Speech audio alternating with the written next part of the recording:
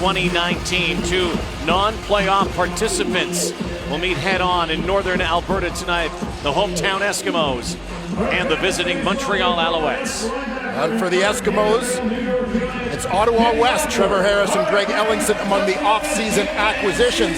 They bring with them some big numbers as they look, as the boys suggested, to fill some big shoes in that green and gold offense.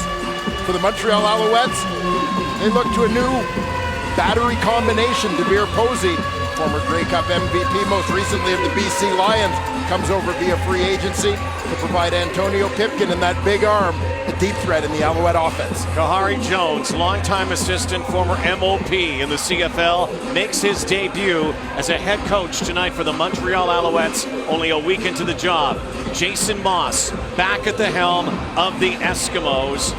And the Eskimos have a 10-game win streak against the visiting Montreal Alouettes over the years.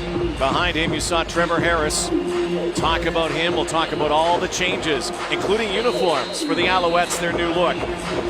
Jordan Robinson is back for the Eskimos. The Alouettes will kick this off 201 days after the 2018 season ended on this field with a Grey Cup game. These teams were not involved, but they're involved here tonight as we kick it off in Edmonton. And picking his way up to the 27-yard line is Jordan Robinson and the 33-year-old Trevor Harris in green and gold now, shedding the red and black. And he takes over from another CFL superstar. Mike Riley era is over in Edmonton. Well, nothing new for Trevor Harris, a guy who was asked to replace Ricky Ray in Toronto, replaced Henry Burris in Ottawa. Now, as you mentioned, former MOP in Mike Riley. This is old hat for Trevor Harris. The stage won't be too big for him. Expect to see a lot of Harris and 82 Greg Ellingson tonight. Harris looks to his left, and out of the backfield is the veteran Calvin McCarty, back for another season, gets a touch right out of the chute.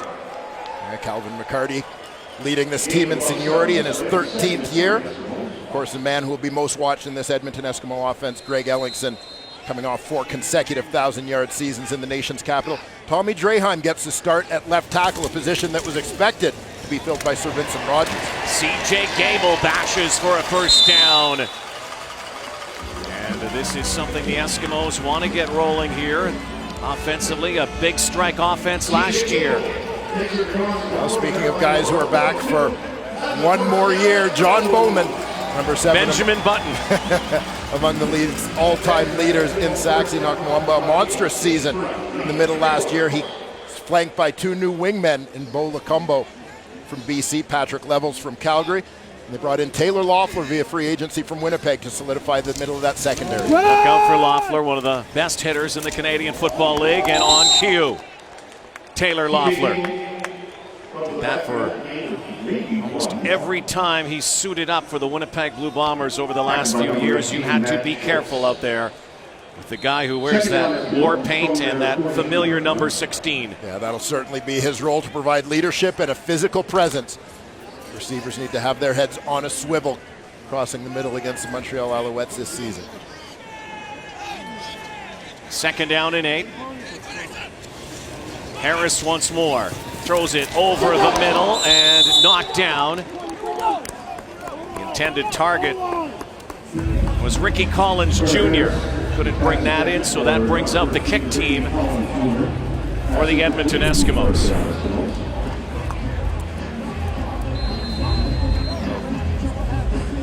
Coverage on the play provided by Marcus Cromartie. Newcomer, the rookie, former NFLer, playing at that boundary halfback spot, so he'll be tested often. Another ageless wonder back for the Alouettes. Steph Logan, 38 years young. There he goes. Logan up near the 38, and he is plastered there. So Antonio Pipkin, his first start of 2019, his first series coming up on Friday Night Football. The CFL on TSN is brought to you by the Nissan Titan, official vehicle of the Canadian Football League.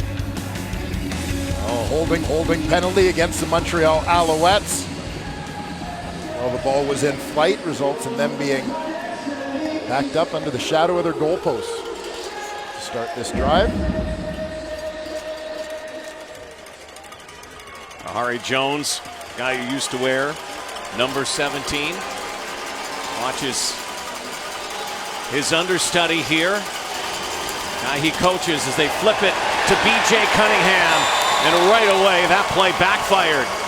This Eskimo defense, a lot of people talking about the acquisitions made in the offseason, and there's one of them. I'll tell you what, this play could have backfired a whole lot worse than it did. A gutsy call in this field position with that shovel pass underneath to B.J. Cunningham. The Hamilton Tiger Cats coming over. Don Unumba, Larry Dean in there. A team that lit it up offensively, but there were question marks on the defensive side of the ball, and they went out and got some bodies, and some good ones. Backed it up now to the 4-yard line, 2nd and 12 for Antonio Pipkin.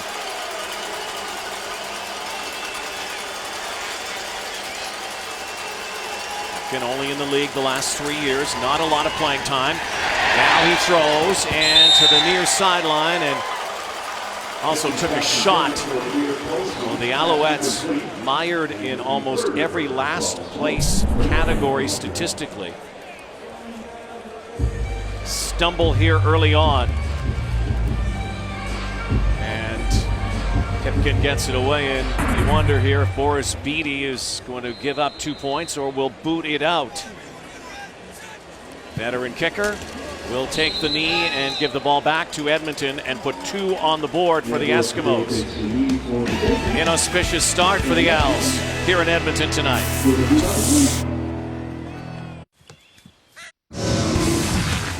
Back in November, Trevor Harris was on this field for the Ottawa Red Blacks in the Grey Cup game, and the numbers he put up in 3 seasons in Ottawa were outstanding, including 5,100 last year, many of them passing to a guy who came over as well, Greg Ellingson, Brad Sinopoli, and the rest. And now a new era begins here in Edmonton. It certainly does, Mike Riley. Not just the quarterback of this team, but very much the face of the franchise. Has a connection, of course, with Jason Moss to the Toronto Argonauts. And once again, Robinson. So Harris comes out now. And the guy that his coach wanted to see in green and gold. One of our first conversations is we went out to get you because of you. We're not looking at you replacing anyone. We want you here. And you don't need to be anybody but yourself. We will make things work with you. You have all the talent you need, the work ethic, the drive, the desire to be great. And that's what we need here. We need you to be here. We don't need you thinking about doing anything more than that. It's not as if Trevor Harris is an unknown commodity, and certainly not an unknown commodity to Jason Moss. There are 2 guys who kind of started their journeys together in Toronto. And you go back to 2012, Jason Moss, young member of the Argos coaching staff at that time. Trevor Harris breaking into the league as a quarterback. Taya J, that last reception. Comes the blitz, picked up. Harris slant shot right there into Alouette territory, and once again it's Ricky Collins Jr. Ricky Collins Jr., well-traveled guy already in the Canadian Football League, having spent time in Saskatchewan, did a mini camp with Winnipeg, the Hamilton Tiger Cat for a time, and was in BC last season. Joins the Eskimos as a free agent. This is a guy who I believe still has a lot of unrealized potential. Be a chance to shine here in green and gold. Pitching it out. And there's the first catch from the tandem. Greg Ellingson, perennial 1,000-yard guy with the Red Blacks. And the air show between these 2 guys was something to behold. Yeah, it's going to be interesting to see, Rod, how things unfold here in Edmonton. Obviously in Ottawa, they typically had a pretty balanced receiving core. They had years where they had 4 receivers all go over 1,000 yards. The ball was spread around pretty evenly. You come into this season thinking Greg Ellingson, on paper at least, is clearly the guy here. Harris lays it in. Kenny Stafford. Another first down for the Eskimos, and they're moving the football. 16-yard catch by Stafford, who also spent time in Montreal, of course.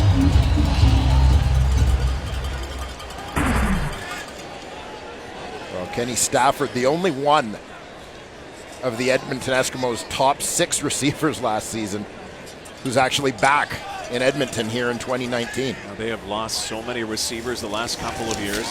Good. Mike Riley's been throwing them a lot of footballs, and there's Collins on the far side. Another first down, and right now Trevor Harris is shredding the Alouettes. Trevor Harris, throughout his career, has always been a guy who, if given time, can dissect a defense, an accurate passer. You're seeing the Eskimos' offensive line and running back C.J. Gable doing a solid job in protection thus far. And Harris holding up his end of the bargain for sure. Into that red zone inside the 20-yard line. Quick hitter again for Collins. Zigs and zags and fumbles the football. And Montreal looks like they have it. And it is Alouette football. Ricky Collins Jr. had it pickpocketed. Alouettes' new uniforms, new logo, and their first turnover of 2019 stops a drive.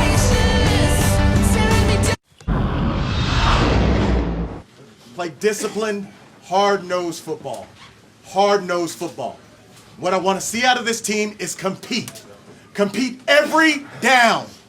No matter what the score is, no matter what is going on in the game, I want to see us compete. Compete! Everybody! Everybody! Doesn't matter the score. Doesn't matter anything else. Compete! Let's go whoop some ass. Man, I'm ready. Harry Jones. Be happy right here. As Marcus Cromartie in his first CFL game, a guy who spent some time in the NFL, has his first recovery. Fumble after a big drive, 12 plays, 77 yards. So Antonio Pipkin trying to get the Alouettes again out of a hole here. The field, again, they stopped the Eskimos from driving to the end zone. Yeah, big stop, but less than ideal circumstances for a young quarterback trying to establish himself and trying to establish his O in the early going. Less than stellar starting points for the Owls' first 2 possessions. A false start here, movement on the line. Our referee tonight, Justin McInnes, his first game. Nick Usher on the edge.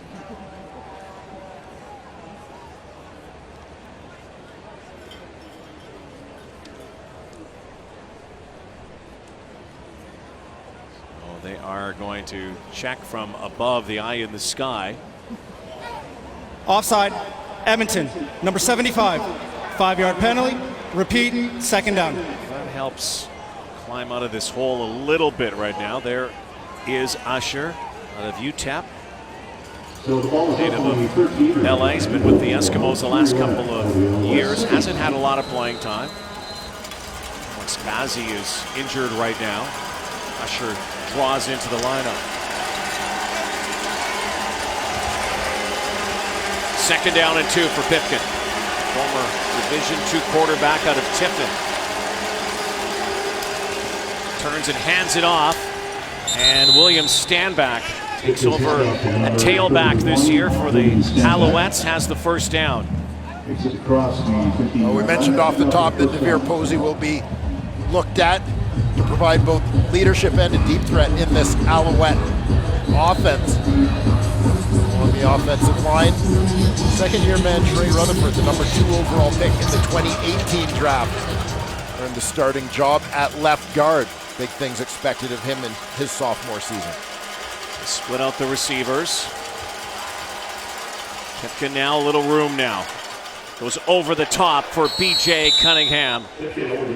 Has the reception, close to the first down marker. Here's the Edmonton D and how they line up, including some of the newcomers. We'll keep an eye on Armando Sewell, the reliable veteran.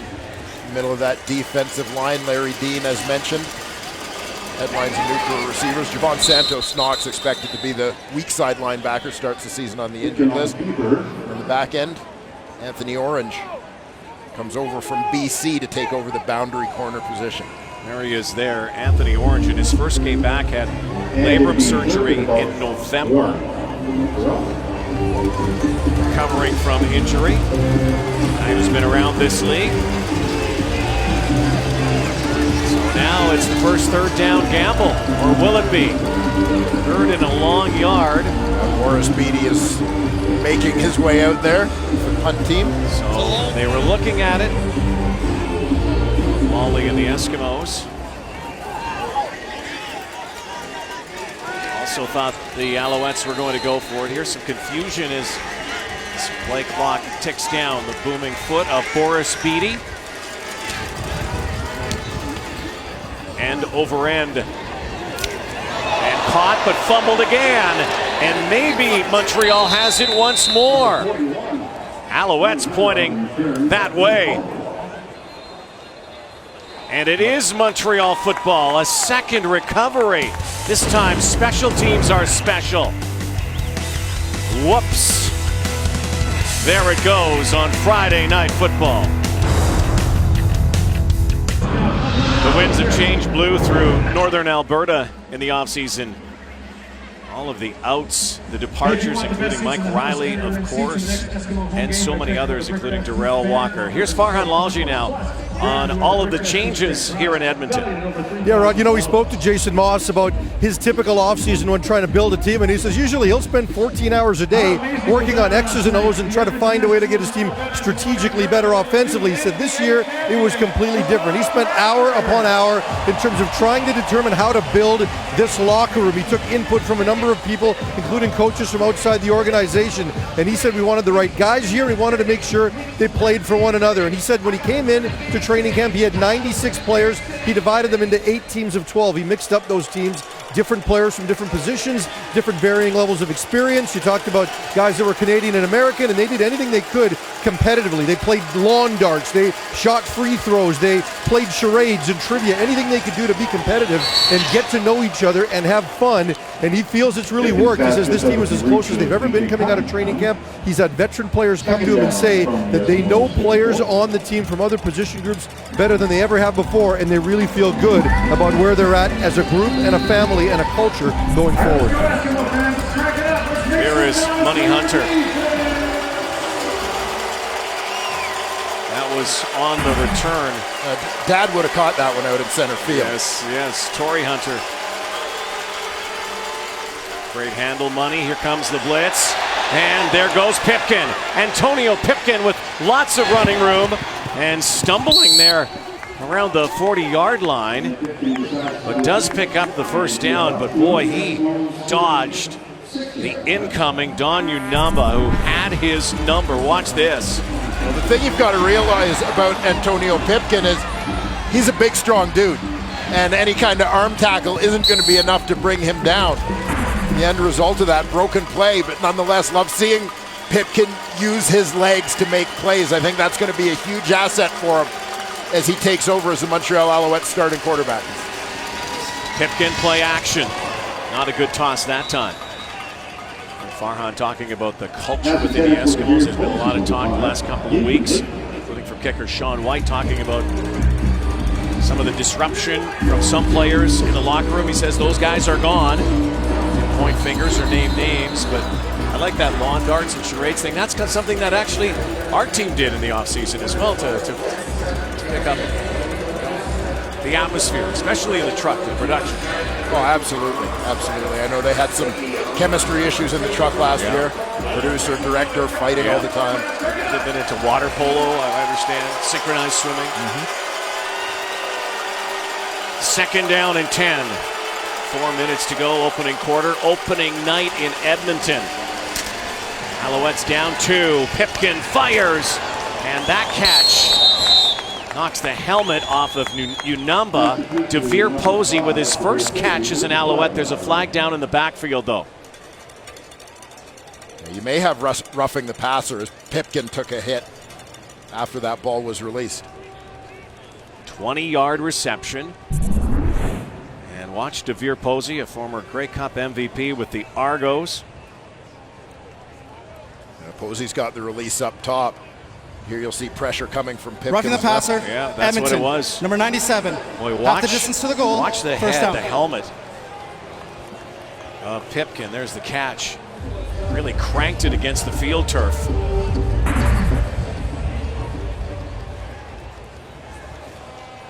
I'm not entirely sold on that call against Kendall Vickers, but the fact is they're going to err on the side of protecting the quarterbacks, and that philosophically I can't argue with. This could be a huge win early in the season for the Alouettes, who just did not score enough points, did not move the ball very much last year. That was not good. Out of the backfield for Posey. Was looking one way, and there's a whistle. Eskimos thinking that that might have been behind the receiver, and a live football. It's not. It's second down now. A big opportunity here for the Montreal Alouettes coming off that turnover. Great field position, big gain on the scramble from Pipkin. Make the most of these opportunities against this Edmonton Eskimo defense. So many times last season the Alouettes stalled in this territory. Pipkin, corner route, Posey, touchdown! No stalling this time. The Alouettes have their first major of 2019. And it's new Alouette, DeVere Posey from Antonio Pipkin. Well, here you're going to get a look. Talked about the importance of protection for Trevor Harris there. Antonio Pipkin, young quarterback, gets time to set up and throw that football. We have a little bit of a sense, when you talk about chemistry, that Antonio Pipkin and DeVere Posey have developed some of that already. These are two guys that actually would drive an hour, couple hours each way to go and meet each other and work out together and throw the ball occasionally in the offseason. Posey made it a point when he signed with Montreal of connecting with Pipkin, getting to know him, and here reaping the early benefits of that relationship. And connecting on their first touchdown. Pipkin, by the way, last year, not used a whole lot, only had 3 touchdown passes versus 8 interceptions. There's Posey, circled by my man Dwayne Ford. You'll see him work that corner. No help from the outside. The 2 outside receivers are going to hold down the halfback and corner, leaving free safety Money Hunter to try and chase. Don Unumba started off moving with Posey. That's a long way to go for Hunter from the middle of the field to try and cover that outbreaking route. Well, Antonio Pipkin must have salivated at the proposition of having a DeVere Posey. Pipkin, a Division II quarterback. Posey went to Ohio State and played in the NFL for a number of seasons before coming north of the border. And then again, his best time in the CFL was with the Argos when he was the Grey Cup MVP in 2017. Deep kick. Bringing it out. Robinson. Twirl to the turf. 10-yard line. Well, week 1 continues tomorrow. Back-to-back doubleheader. 7 Eastern, 4 Pacific. Red Blacks kick off against the Stampeders. The rematch of last November. Won by the Stamps then. And then you and I are in Vancouver tomorrow night, partner. Blue Bombers and the BC Lions. Mike Riley makes his debut. I guess his second debut in BC. Second coming of Mike Riley in BC for so many years. Around here it was the life of Riley. Now it's the life after Riley. Trevor Harris is the guy in the cleats right now. The departed quarterback. Harris, the 33-year-old from Waldo, Ohio. Maybe his greatest performance came in last year's East Final. Well, Trevor Harris's moment, wanting an opportunity. You remember he came so close to playing in the Grey Cup for Ottawa in their championship season. Henry Burris injured right before that game. Harris relished the opportunity to be a Grey Cup starter last season, to have his own shot at it.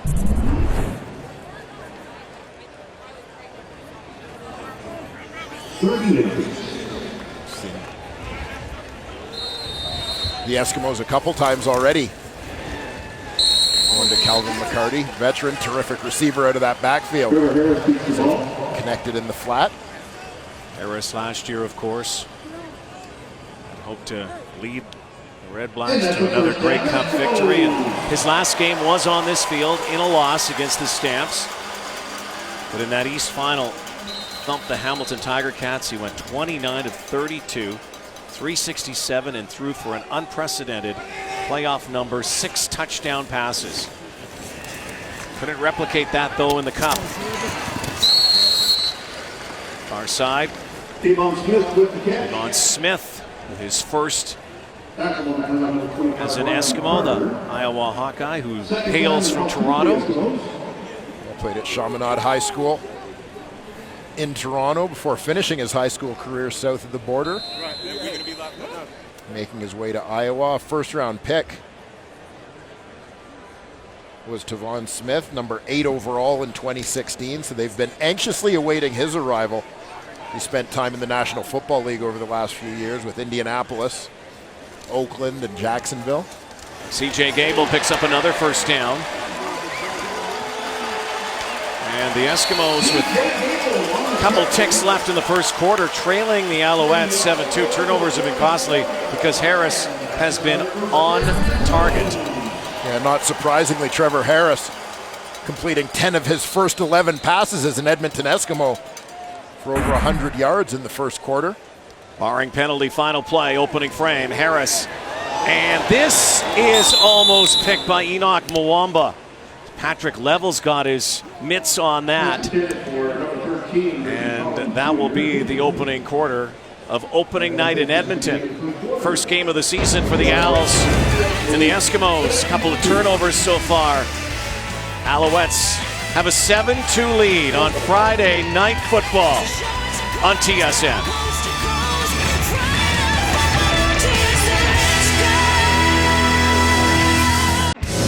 Rain earlier in the day here in Edmonton. Clear skies tonight, and 7-2 lead for the Alouettes. Their first touchdown of the season. Kind of a scratchy first quarter for the Alouettes offensively, but for the Eskimos, they moved the football. They just couldn't score any points. And I got to be honest with you, partner, I'm running on fumes right now.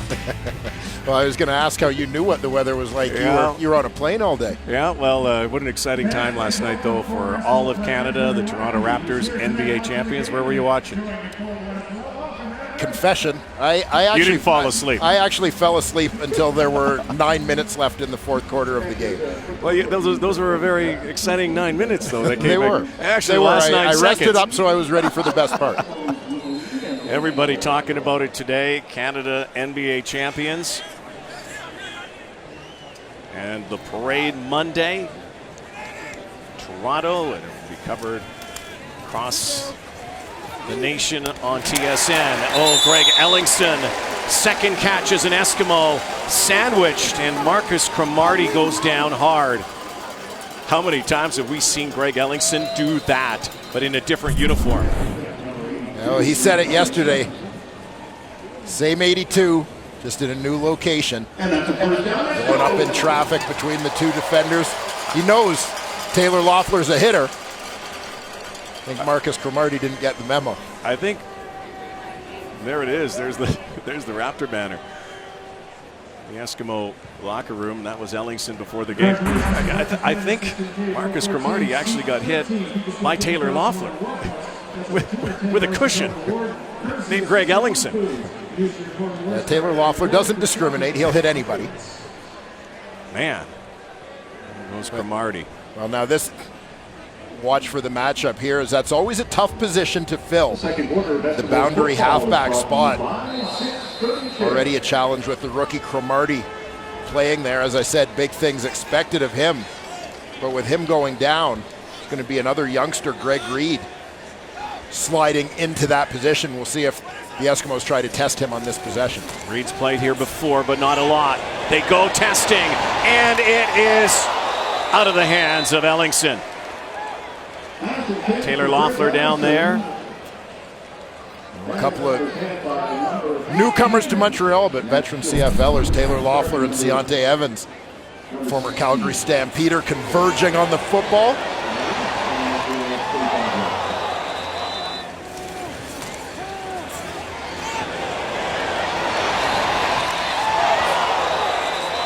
Taking a potential touchdown away from Ellingson. 2nd down and 10. On the Montreal side of the field, quick hitter. And that will bring out the kick team once more. And despite the high completion percentage so far for Trevor Harris and the yardage accumulated, once again they'll have to give the football up. Well, you saw second down, 2nd and long. Defense at an advantage. They can pin their ears back and come after it. They got instant pressure on Trevor Harris. He had to hurry that throw. Secondary's playing a little bit more aggressively, and the result is an incompletion. So Sean White, his first field goal attempt of 2019 is a long one, 52 yards. Logan Kilgore, the holder, veteran kicker. Not the biggest guy, but a big foot. Is this one? No, it's wide, and Steph Logan brought it out near the 8-yard line. Another long field. First miss of the season for the White Knight. 7-2 Als. This was DeVere Posey in the snow against the Calgary Stampeders 2 Novembers ago. What a huge play this was. Tommy Campbell chasing him down. Now they're teammates. There he is now as an Alouette. Funky new logo. New uniforms. Pipkin low snap. Antonio Pipkin now chucks it out of the backfield for Stanback. Don't get much there, but DeVere Posey, new home, new quarterback, and he likes the kid. Just seeing them come up and just how they approach the game, how they study, he has all of those in his package. I mean, he's the first guy in, last guy to leave. He's a great guy off the field, so he's living right. You don't have to worry about that. And just the way he prepares and how serious he takes it. Each rep, each play matters to him. He wants success, and he's not taking anything lightly. I think this time last year, you know, he was at home. From guys who go from getting cut to being in leadership roles, you don't take things for granted. And it's written all over his approach. And he also has a missile for an arm. Chucking that in. There's Posey. That catch made by B.J. Cunningham. A couple of Midwest guys. Posey's from Cincinnati, Ohio. Pipkin's from Gary, Indiana. And as you said, Dwayne, they've developed some chemistry already.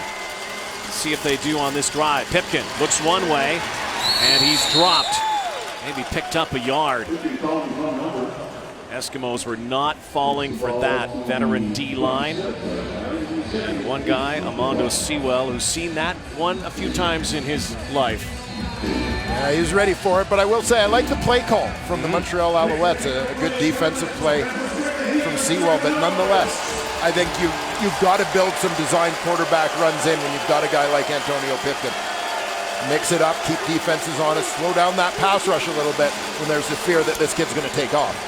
Bringing the house, Pipkin pumping, now pumps his legs, jumps out of the arms of a would-be tackler, and then throws up a prayer. And wisely gets out of bounds for a moment, thought he was trying to keep it in play. There is a flag down as he threw the ball. He tried to do a little too much that time. Could not find anybody home. There are flags actually on both sides of the field. Offside. Montreal, number 85. Penalty is declined. Third down.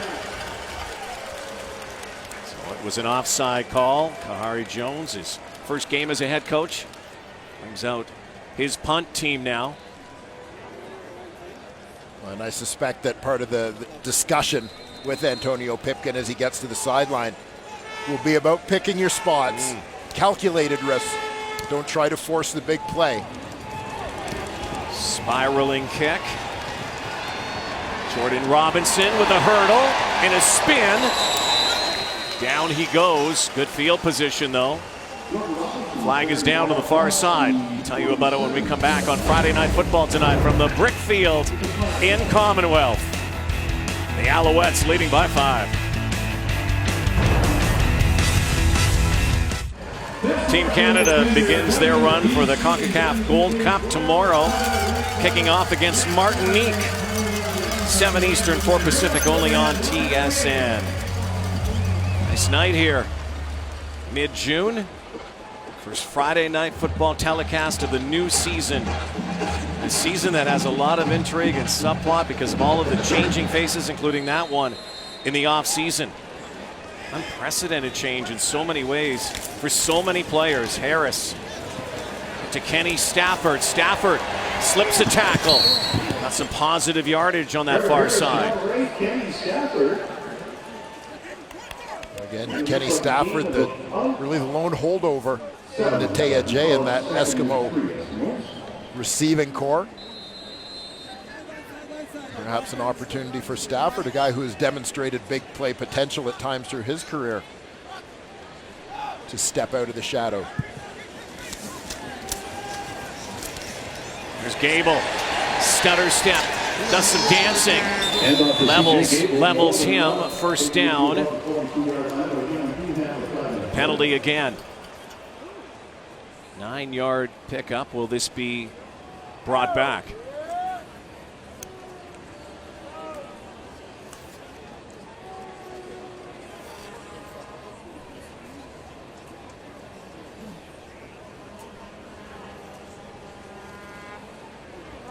Holding Edmonton, number 27. 10-yard penalty after yards regained. First down.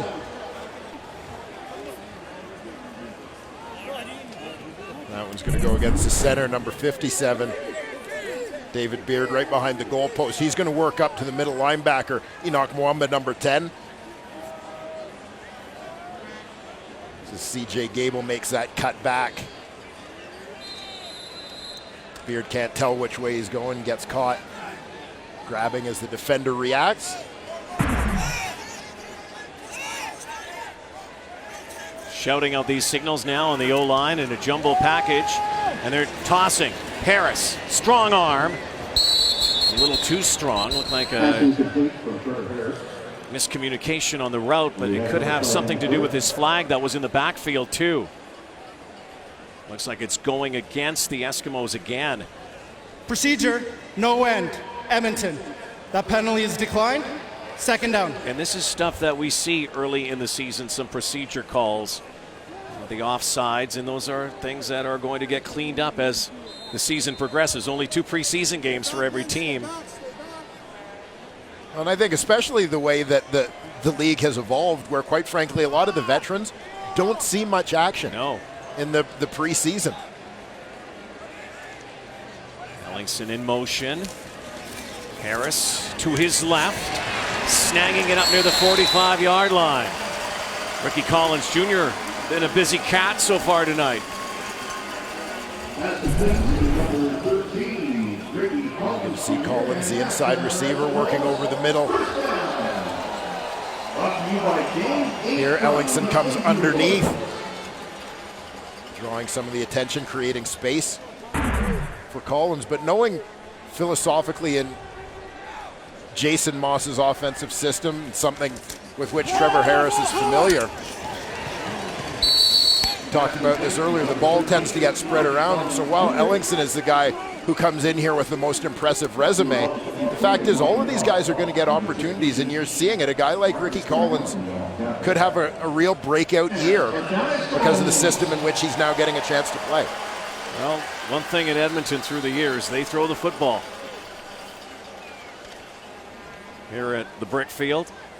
It's been a great destination for a dream team of receivers through the years, especially recently with Duke Williams, Darrell Walker, Brandon Zylstra. Here's the rush, and there's Collins Jr. once more. Big three for the Eskimos from last year. They gone. Yeah, that was their top three, Mitchell, Williams, and Walker. Those are a lot of touchdowns for you. A lot of yardage, a lot of touchdowns. And again, most of them coming off the arm of Mike Riley at the time. And another procedure call here, it looks like. The Eskimos struggling with some consistency and their start offensively.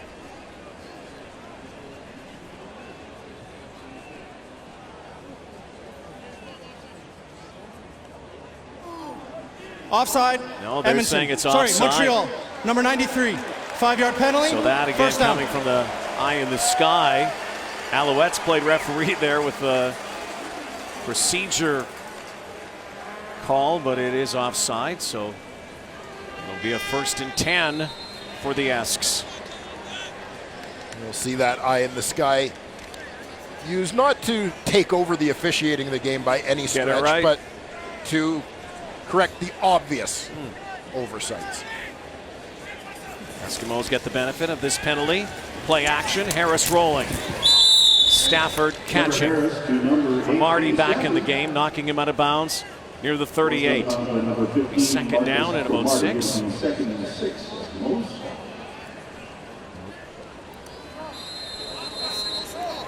Bob Slowick, the new defensive coordinator in Montreal. Expect to see some creative blitz packages as part of his scheme. And whistles blow. Enoch Mwamba had jumped offside, was nabbed. Some of that early season rust and timing issues. Like you say, some of these guys have barely played.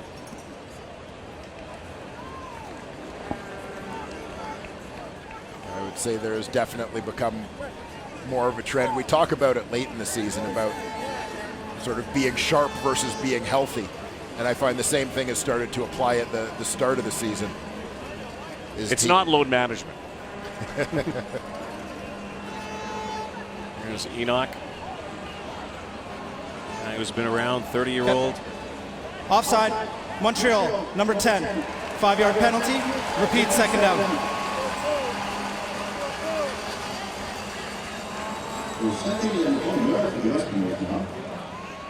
Enoch Mwamba. Sort of a good mix of veterans and youngsters on that Als D. See Jake Abel.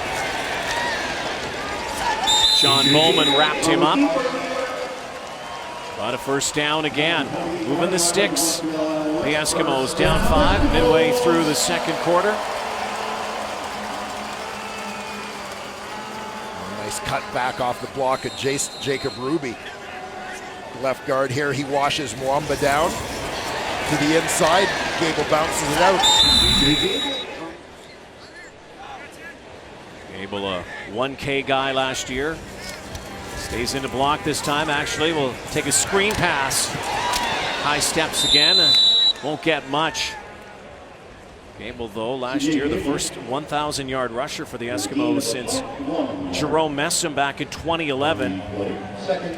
Good year last year, 5.4 yards per carry. Ended up 3rd. Andrew Harris, the rushing leader.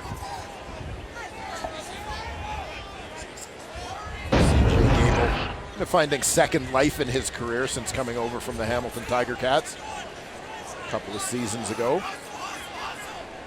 They're going to have to get this off. Play clock comes down to 1 second. Harris zings one. There's a touchdown. Kenny Stafford. Eskimos' first major of 2019.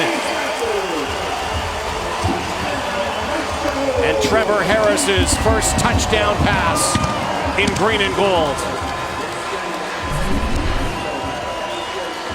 Nice adjustment, recognizing what's going on in protection here. the Edmonton Eskimos. Backs it up, keeping a receiver in to help out. And the blitz pickup. Trevor Harris again, given time, finds the open man. Strike to Kenny Stafford. Just 1 second left on the play clock, and then a quick strike over the middle. Kenny Stafford gives the Eskimos the lead. Sean White adds one more. It's a 2-point advantage. Welcome to Edmonton, Trevor Harris. Did that many times in red and black. Now he has the double E on his helmet on Friday Night Football.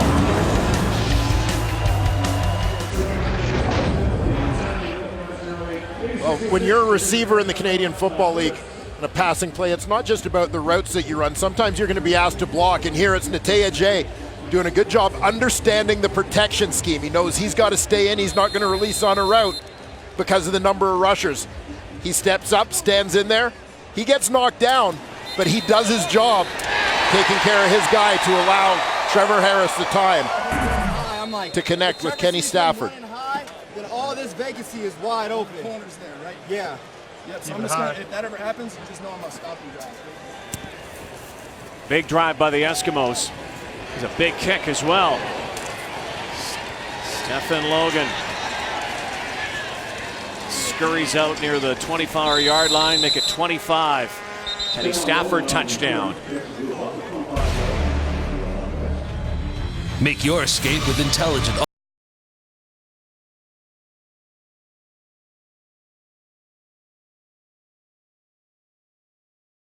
Low-scoring game so far, first of the season. CFL season began last night in Hamilton with the Rough Riders and Ticats. Doubleheader tomorrow. Just seems like yesterday, partner, we're saying goodbye to the 2018 season. This off-season flew by, did it not? Well, it was a busy off-season around the Canadian Football League. A true free agent frenzy. The advancement of CFL 2.0. Oh, nice catch behind cover, Posey. Pipkin, little alley-oop toss, but this is likely coming back. There was a flag down on the play. No end. Montreal. Just another 5-yard procedure penalty. call Repeat, here. first down. Timing issue, and if looks could kill. Taking away a beautiful strike, Dwayne. Yeah, early season growing pains. Over the years, again, training camps have become shorter. As we mentioned, you have, in a lot of instances, veteran players not seeing as much action in the preseason. This one goes backwards. Stand back. Chatted with Kavis Reed. There's a fumble.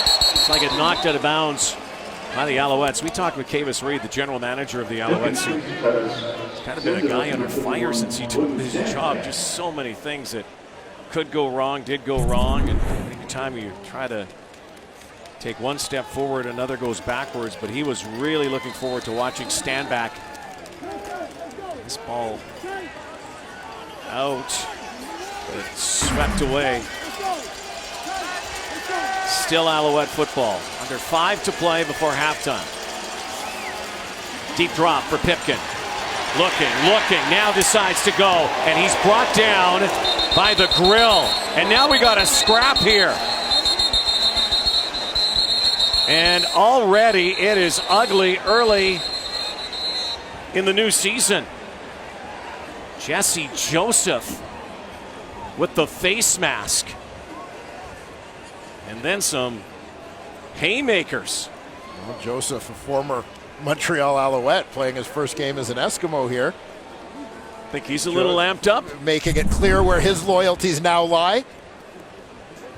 Well, 15 yards for this play coming up by Joseph. I mean, this is full on. He almost ripped that helmet right off. Well, this was the combination face mask horse collar. Is that 30? It is a horse collar and a face mask. I don't know if I've ever seen that.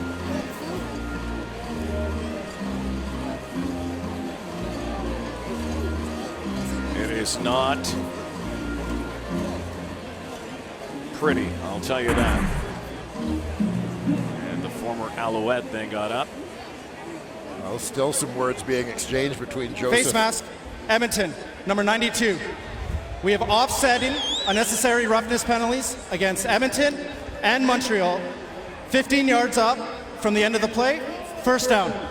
So after that dust up, essentially the face mask call. So Joseph is got to curb his enthusiasm, his temper here against his old mates. Already a number of penalties, a lot of flags so far.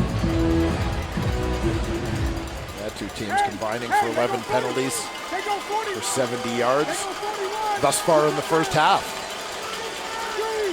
Pipkin from the gun. And through that behind William Stanback.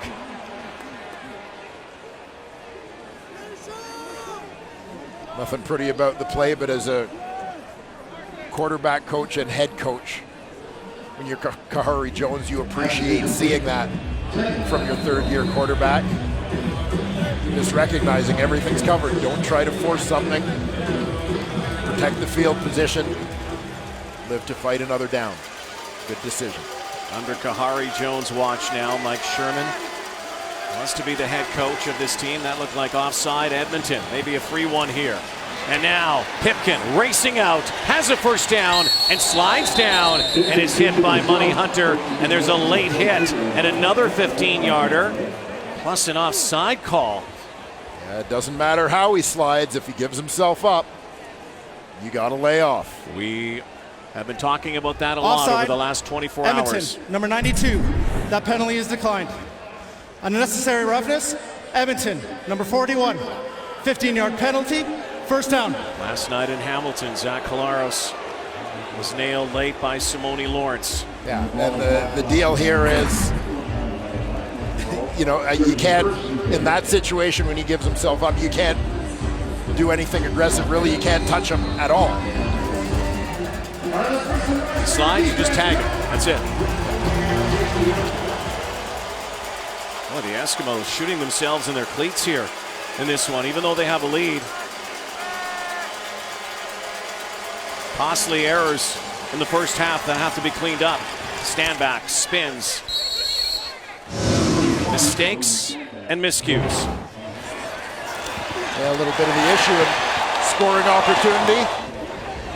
Eskimo fumble there by Ricky Collins. Money Hunter, trouble handling the punt, gives the Owls field position that led to their first touchdown. And here we've got a couple of unnecessary roughness calls. Face mask and the late hit aiding this drive that has the Alouettes again in scoring position inside the Edmonton 30-yard line. Last play before the 3-minute warning before halftime.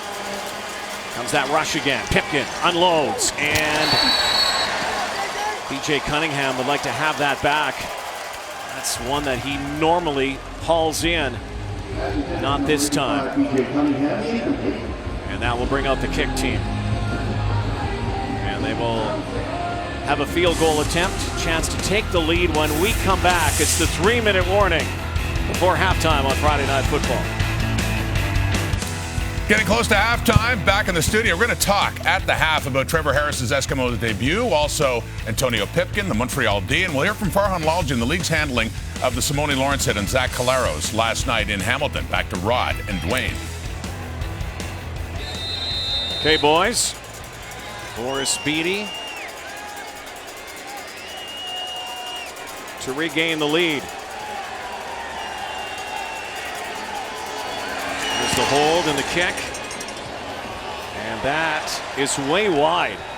Hook that, gets the single point. And it's a 1-point lead now. So Kahari Jones being happy with that turn of events in his first game as a head coach in the Canadian Football League after years as an understudy assistant. Here's Farhan Lalji.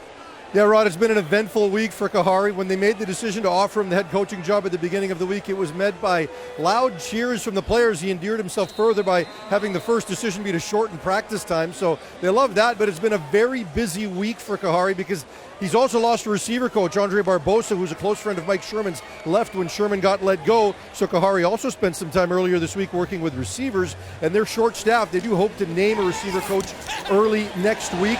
We're hearing the name Robert Gordon, a former teammate of his in Winnipeg, is a possibility, but for tonight's game, they've got Luc Brodeur-Jourdain, injured offensive lineman, up in the press box on the other end of the headset, talking about down and distance and relaying fronts. So they're short-staffed, but this is an opportunity that Jones knew he just couldn't pass up. Well, he has been wanting a head coaching job. He's interviewed so many times before and was unable to find employment as a head guy. Opportunity knocks, opens the door for a really nice guy. Kahari Jones is one of the nicest guys you will ever meet. He's got a fire about him, and I know our guy in the studio knows that.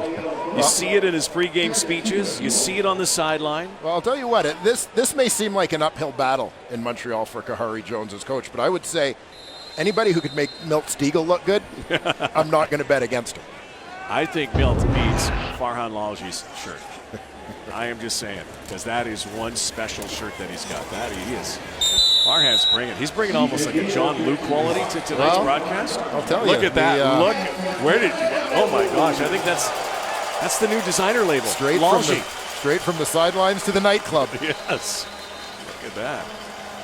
There's Kahari now stewing a little bit. 1st and 10. Eskimos inside the 45-yard line. Trying to get some more momentum before halftime. A minute and a half to go in the second quarter. Read option again. C.J. Gable down Main Street. Big gain. Love the patience of C.J. Gable on this run, and it's something you try to teach young running backs is that everything's not at full speed. Sometimes you've got to gear down until that hole opens up, let things develop, and then once those offensive linemen get where they need to be, he turns it on. He gets north-south in a hurry. Great change of pace. Will they go to him again? Yes, they will. C.J. Gable cutting back and forth here tonight, using those legs with such efficiency. Close to another first down near the 10. The Eskimos doing a nice job mixing it up and getting that run game involved here late in the first half. Sometimes you catch the defense off guard a little bit when they start getting a little bit light in their stances, thinking they're going to try and get up the field in a hurry. Harris calls his own number, sets it up inside the 10. Eskimos will go 1st and goal and have 52 seconds to work with before halftime. One of the struggles that Harris had in Ottawa, not necessarily him, but the Red Blacks offense, was in the red zone. In these areas, settled for a lot of field goals. Would like to change that tune here in Edmonton. Try to score that ball.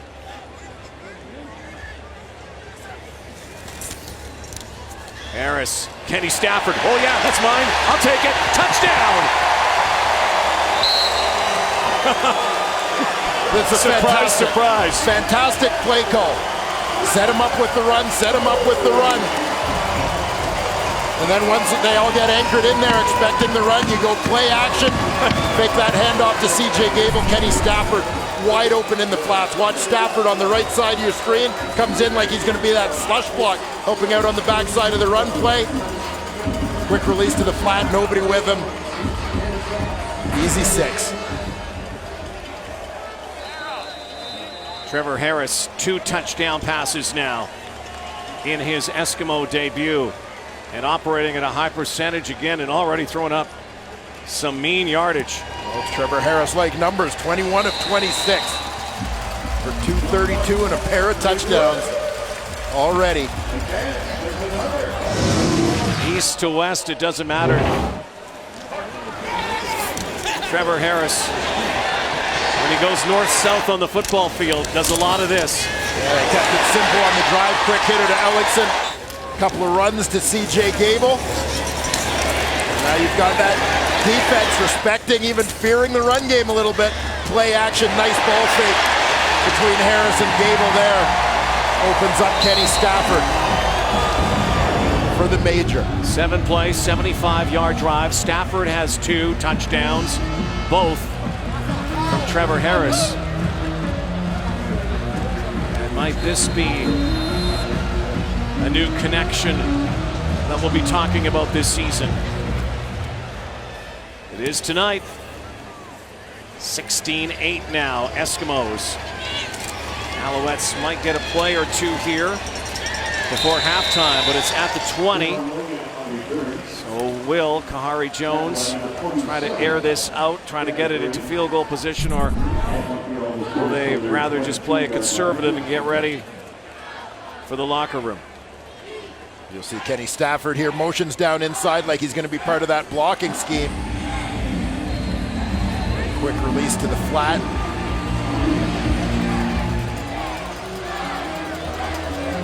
Trevor. There's the Harris family. You got to know them quite well in Ottawa. Trevor Harris, I'll tell you one thing, he is a guy who is not short of confidence, never has been. He's also a guy who has a very positive vibe. You know, one of the things that he's been doing in the offseason, his mom owns a dance studio. He's been tap dancing to help with his footwork. He's also been boxing. I don't think he boxes and tap dances at the same time. Only Muhammad Ali did that. But we'll have a feature on Trevor Twinkle Toes Harris next week on our pregame show. See it online and send it out on the Twitter machine. And you got to see it. I mean, he's good. Not as good as you. You're a better dancer. Nor Mill, too. Well, the Eskimos surge back. Pipkin has work to do on Friday Night Football. 16-8 Eskimos as we send it back to Rod and the boys in the studio. Thank you, Rod. The boys are Hank and Maddie and Milt. Could have been worse for the Alouettes, too. We'll talk about that. But Trevor Harris's Eskimo debut, Maddie, not bad. 21 of 26, 232, and a couple of touchdown passes. Yeah, and you know that he's in a groove just by watching his eyes, how quickly the ball's coming out of his hand. You know, he and Moss were together, obviously, 4 years ago in Toronto and had a breakout year. And here, he looks the area defender off and area outside. He brings him with his eyes there, and he spots it to Tay and Jay in the hole. That's beautiful. That's knowing where you're going with the football. Again, surveying the field. He knows he's got a bloody nose right up the middle. 2 linebackers coming right at him. He knows he's got to get rid of it. And he finds Ricky Collins Jr. on a quick slant and spots the ball perfectly. Very accurate. And again, he knows what he's doing with the football. Looking the defense off, gives it to C.J. Gable, lets him churn some yards up the middle, let the big boys eat. And then here, cover 0. 8 people up front. Easy for him to detect. Everybody does their job up front. You got Gable doing his. Ataya Jay picks up his man. And you got a great route from Kenny Stafford, sticking him here, going to the post, spotted beautifully, closing out the half. Whether it's hockey, closing out periods, whether it's basketball, closing out the half. This half in football, the Edmonton Eskimos and Trevor Harris closed out the half and surged ahead. It was beautiful football. Oh, that's what we talked about. We didn't think Trevor was going to have any letdowns because of the fact that he's played in this offense for a number of years, and being back with Jason Moss, his former offensive quarterback coach, it looks like this guy is back in rhythm again. Honestly, when I was watching those highlights, I didn't know. I was thinking, man, is he still in the Ottawa red-black color? Oh, no, hold up. He's wearing John Deere color, Edmonton Eskimos guys. So the fact that he's out there feeding his team, and he's looking like the Trevor Harris that ended up the season last year for Ottawa. John Deere, but not deer in the headlights. He looks pretty comfortable at all. How about Antonio Pipkin? Well, he's not quite putting up Trevor Harris numbers. I don't think anyone was expecting that. But so far, so good. I like what I'm seeing. Coming into this year, we knew he could run the ball. But we wanted to see if he can throw the ball. And when you run the ball, it puts a lot of pressure on the defense. We see Antonio Pipkin, he can run the ball. But can he throw the ball? To be a winning quarterback in this league, you have to throw the ball. And this route right here, this throw is not an easy throw. This corner route to DeVere Posey, is beautiful. You can see these two guys been working in the offseason. He used every single inch of that end zone. That's important. These 20 yards end zone, a lot of young quarterbacks, they try to put it on the line, but he used the trajectory, threw it over to a great throw. So that's good. Like what we see of him in the first half, he has to continue it in the second half. Now, when I tracked the penalties last year, the Edmonton Eskimos, it was astounding to see they were the most penalized team in the league.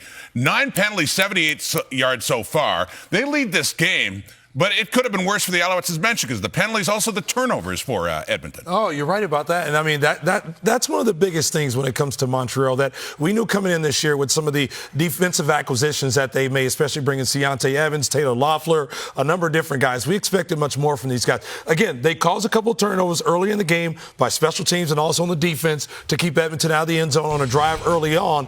But, hey, they've got to get consistent. They got to make plays more consistently on that side of the ball because we know with the young quarterback, they're going to have to put in that time. Get that offensive Trevor Harris and those guys off the field just to get that offense back on their field, get Antonio Pipkin back into rhythm, get William Stanback going, and try to wear down that defensive front from the Edmonton Eskimos. Yeah, you heard Dwayne Ford talking about it there in the first half.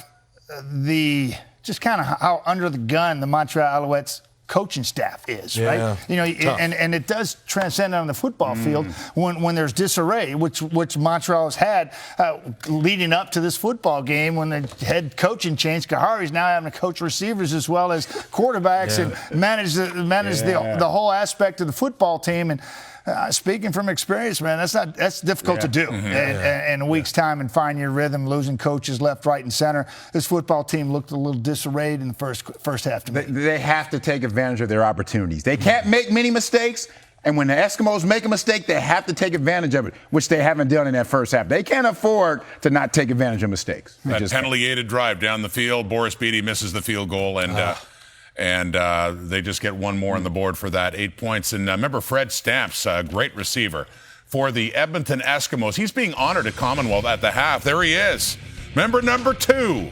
Be back to talk to Farhan Lalji as well after what happened last night in Hamilton. It's Friday Night Football on TSN 16-8 Edmonton at the half. So many times last season, the Alouettes. You gotta love it. Friday Night Lights, baby. It's Friday Night Football, yeah!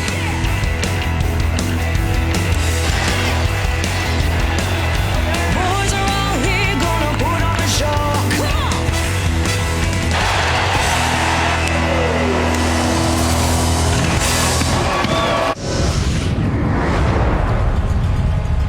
16-8, hometown Eskimos lead heading to the second half on Friday Night Football. A Hall of Fame receiver, Andre Reed, in the house.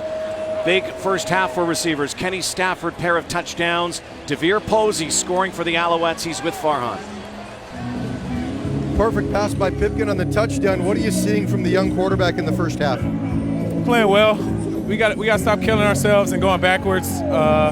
We do that, we'll give ourselves a chance this half. Yeah, talk a little bit about that. You also had another long completion, which was called back because of a no-end penalty, and a bit of that with the offsides and procedures. How do you fix that this early in the year? That was totally me. I was supposed to be on the ball on that. That's an MA on me, a minus on my grade sheet. But, I'm going to go back out there and make up for it. Thanks, Derek. Yeah, no problem.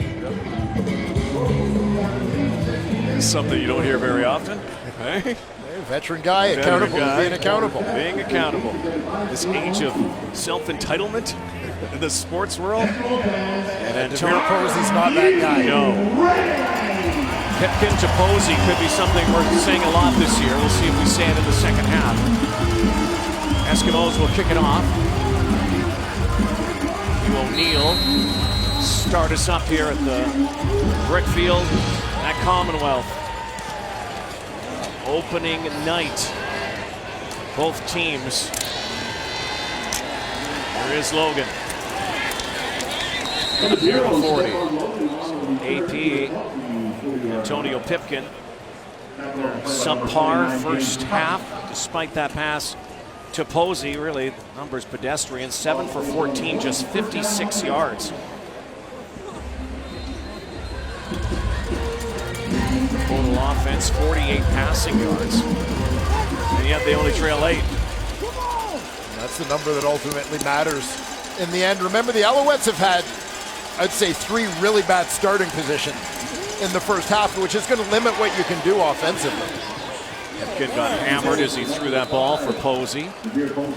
Take a while for Antonio Pipkin. Like, remember what happened last year during the Cirque de Manziel.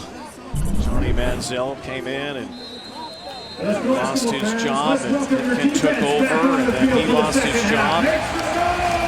That hurts. Mike Moore getting a pretty good push.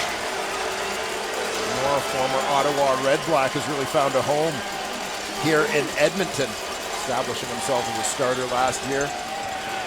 Pipkin has to run and has to chuck. And a very quick 2 and out of the locker room for Pipkin, Posey, and the Alouettes. And one of the struggles that this team has had is protecting the quarterback, and they're hunting him down tonight. Yeah, keep an eye on Mike Moore from that defensive tackle spot, number 96. Great spin move inside to beat the guard, Sean Jameson. Moore, second generation CFLer. His dad, Sean, a former Ottawa quarterback. Jordan Robinson pushed back. And there is Trevor Harris. Just like Trevor Harris in Ottawa, doing the same in Edmonton. High percentage, using everybody. Yeah, and the Montreal Alouettes need to find a way to get Trevor Harris out of his rhythm. I mean, you can see he's feeling very comfortable in the pocket. You look at him, not under a whole lot of duress as he's delivering those balls. That's the high accuracy rate in the first half of this football game. You know, there's been some talk about the Alouettes getting creative in terms of that blitz package. They've got to find a way to create opportunities to get pressure on the Edmonton quarterback. A hold on the return brings the ball back to the 20. Play action. Ajay. Levels is there. John Bowman also giving chase. There's the veteran. How many times in the last few years have we said, is this it for John Bowman? He says, at least one more time, he's given it a shot. Still got the wheels. Bowman definitely still making plays. We thought he might ride off into the sunset. You remember he scored a touchdown in the regular season finale last year, and what many thought would be his last game. It was the first touchdown of his career. Apparently he developed a little bit of a taste for the end zone. He's sticking around to see if he can get some more. He'll be 37 on July 19th. All-time sack leader, moving up the list. Stu Hill, who, by the way, is in the house tonight. James West is here. There is very JB. fittingly, number 7. Yes, tied with Stu Hill. 126 and counting. A few more sacks left in that veteran body. Coming off the edge again. Here he comes. There goes the ball. Coming back to it, Ricky Collins Jr. Nice snag in front of Tommy Campbell. Well, we were worried here in week 1 about the timing, the chemistry between quarterbacks and receivers, but it's a little bit of unspoken communication here between passer and pass catcher. The throw behind, that's the DB, Tommy Campbell overrun it. Trevor Harris puts it in a good spot, nice adjustment. And that throw behind, back shoulder throw for Ricky Collins Jr. There was an awkward play just now, first down. And they will huddle briefly, now get right to the line. Something that the Red Blacks did so effectively over the last couple of years. That hurry-up offense, rarely ever huddled. Harris barks out those signals and then whips it. Looking for Ellingson. And again, the drive will stop here in Alouette territory. A pretty good matchup here between a couple of veteran performers. High-end players, Greg Ellingson, Deontay Evans. Stops the streak of 10 straight completions for Trevor Harris. Yeah, the Alouettes went out and got some defensive help, went and got some players with a Grey Cup pedigree like Deontay Evans, Patrick Levels. Look at this bounce. Logan cornered. Nowhere to go. Alouette football when we come back. 16-8 Eskimos in Edmonton.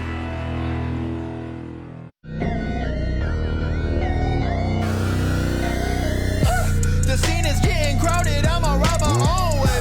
I don't need your approval, I'ma go my own way. Ride my own, ay, ay, ay, ay, ay. The new look Owls, that logo, the uniforms. You like them? I do. Just have a little bit of a change. We look around the league for some teams as Posey grabs that pass from Pipkin on first down. He's going to set up second and short.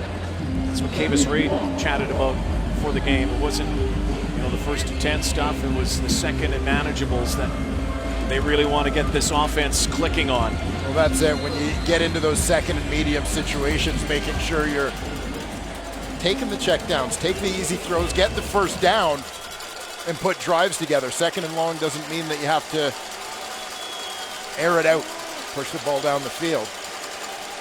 Take what that defense gives you. They'll get Standback going. Looks like he's got the first down. They'll move the sticks as Sewell wrestles him to the ground. William Standback comes into this lineup. Came in really last year and had a couple of big games for the Alouettes. Yeah, one of the bright spots in a tough season for the Montreal Alouettes, it was the emergence of William Standback that put the Alouettes in a position to be able to trade Terrell Sutton partway through the season. And they expect to rely on Standback in that ground game a little bit. Look out now. Pipkin going down. All kinds of trouble. Kwaku Boateng knocks it out of the park.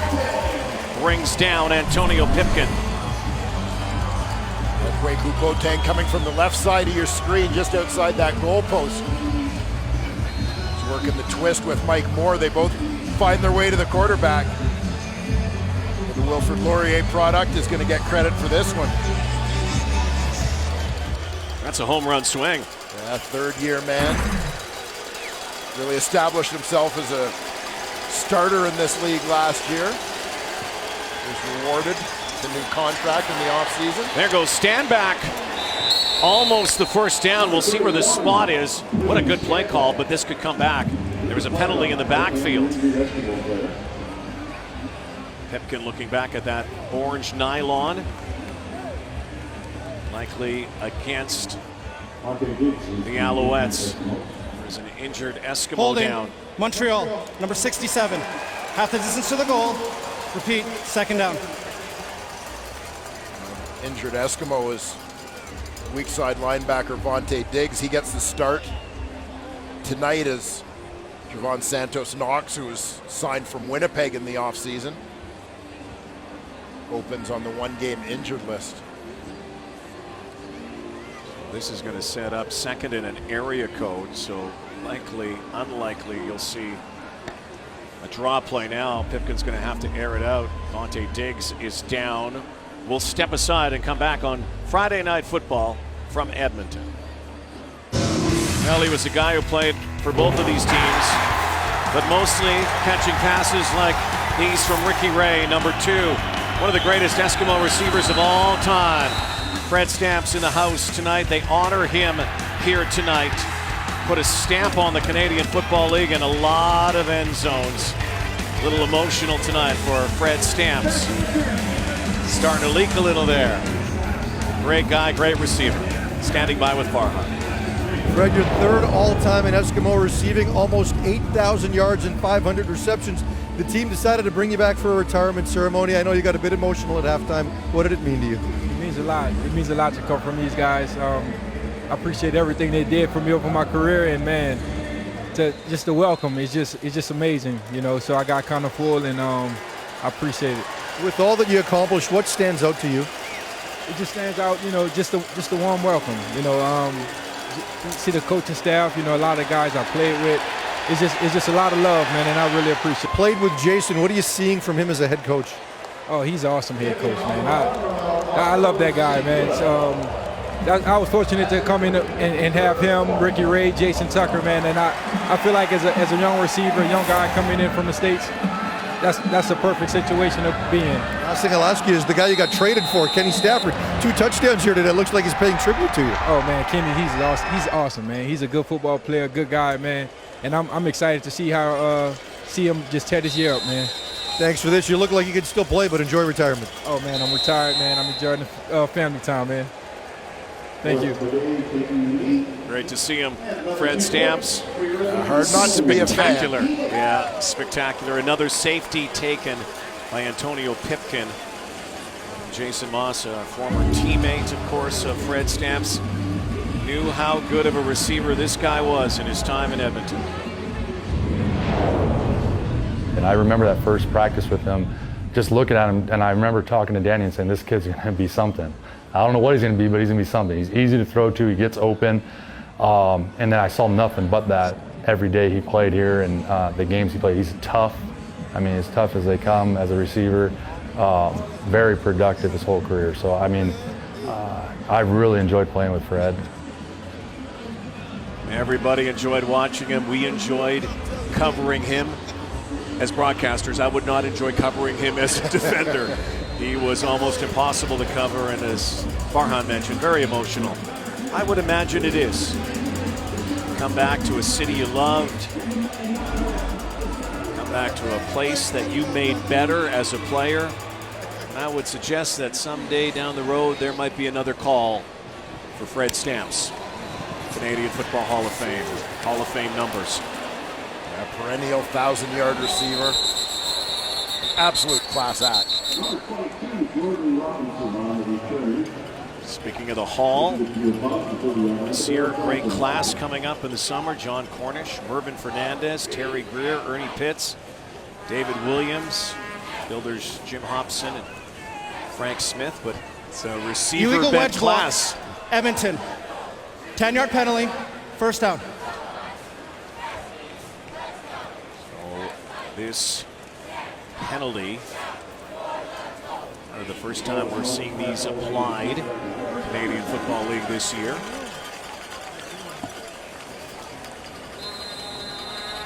Moves them back to the 10-yard line.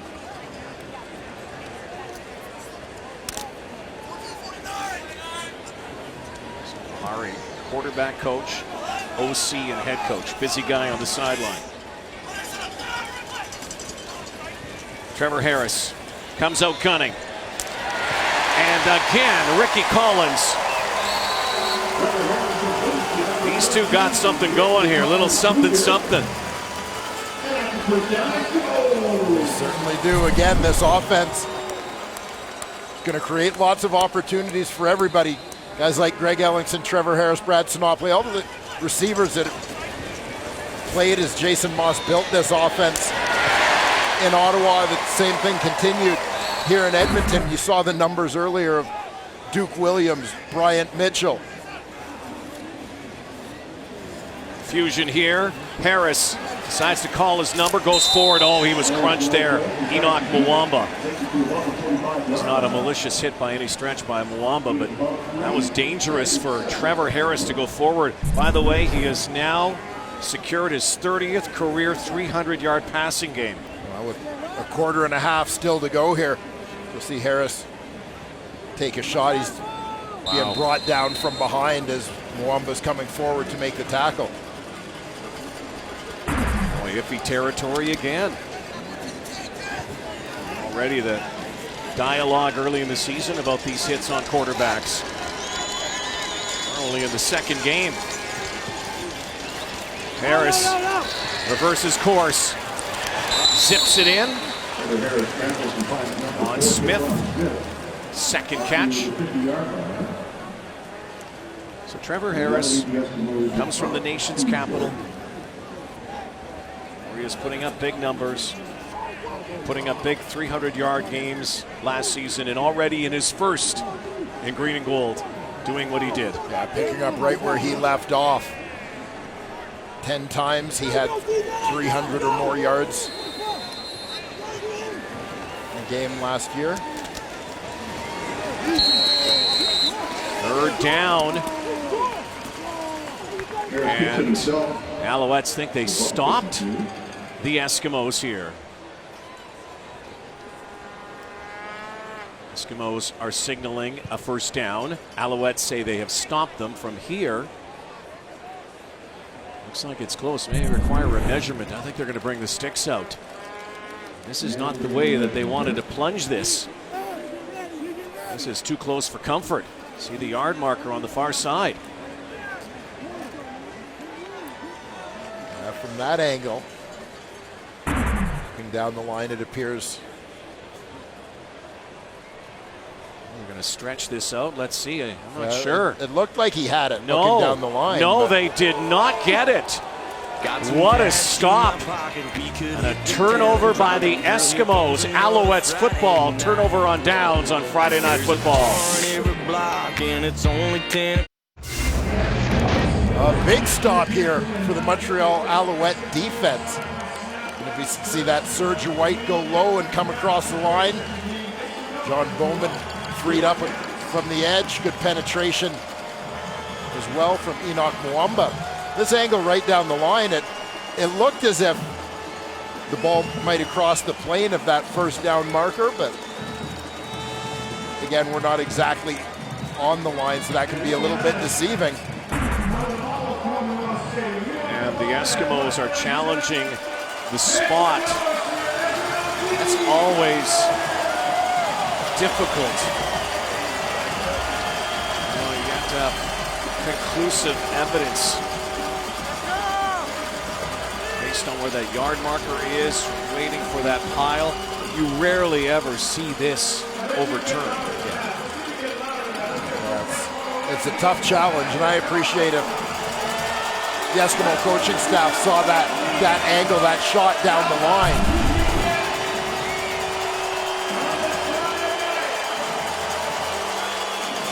So here is the verdict from CFL Command. Edmonton challenged the previous play for the spot on the field. After review, the ruling on the field stands. Montreal, first down. So Montreal's ball, 4 Edmonton turnovers in this game, keeping the Alouettes in this game.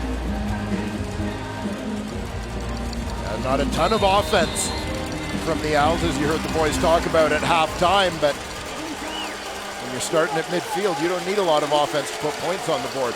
They have that opportunity right here. Antonio Pipkin needs to go to work. Talked about the checkdowns. Here comes the rush, and he's going down. Down hard. Big sack. Another one by the Eskimos. Josh Johnson has Antonio Pipkin in his crosshairs and buries him. Well, the Alouettes are hoping to get their running back, William Stanback, matched up in space. He had the linebacker, Corey Jones, one-on-one on him out there. That's the matchup they want to take. They've emptied out the backfield, but in emptying out the backfield,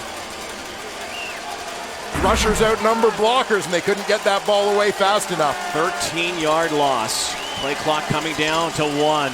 And Pipkin's hurting. You can see him hobbling, but he throws it in for Posey. 5 yards short of a first down, and Antonio Pipkin with a flag in the backfield. And I'm not sure this guy can continue on here. He's limping like crazy. You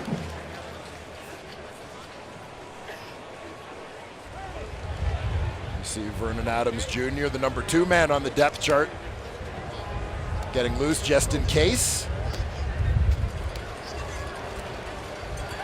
Illegal block, hands to the face, Montreal, number 66. 10-yard penalty, repeat, second down. Yeah, Pipkin is really struggling here. It's from that previous play. Sack by Johnson. And his first start of 2019. That doesn't look good. Kahari Jones watching. Knows that feeling. Vernon Adams is going to be coming in here. We hope he's okay.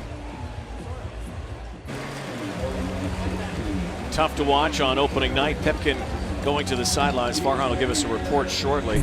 7 of 17, 57 yards, a touchdown, and he has been chased down by the green and gold. And watch his foot, his ankle here.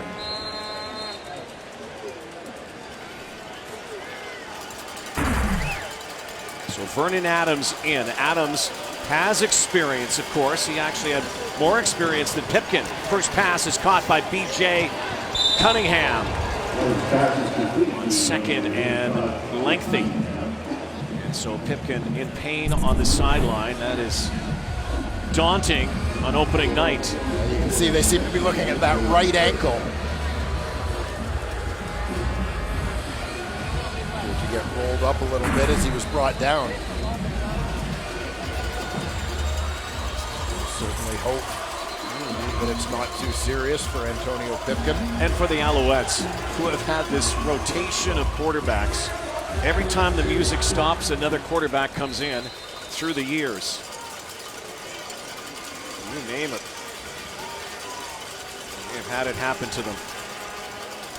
Through injury or lack of performance. There's a kick right at the goal line, and that is not a good play there by Jordan Robinson. He should have let that go. Wow. It almost looked like he came out, no, almost pushed back into the end zone for a moment. Yeah, I mean, this is what it certainly looked like it was going to bounce in. Beautiful placement of the ball by Boris Beatty. They are going to put it at the 1 yard line. Yeah, this is that a is ball perfect. that I would not have fielded if I were the returner. Looking on that ankle area. 54-yard kick by Beatty. This is the longest field for Trevor Harris. See how he navigates this now for the Eskimos. Up 18-8.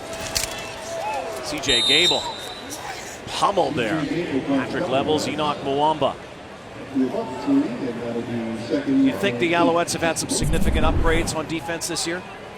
Yeah, I think they have definitely improved their talent. You bring in, as you said, a couple of Grey Cup champions to help you out on that field side and Levels at the nickel linebacker spot. Deontay Evans at halfback. I like the presence of Taylor Loeffler at free safety, and I'm a Bola Cumbo fan too, and I'm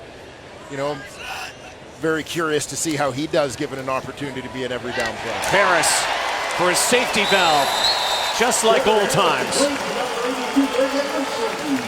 Trevor to Greg.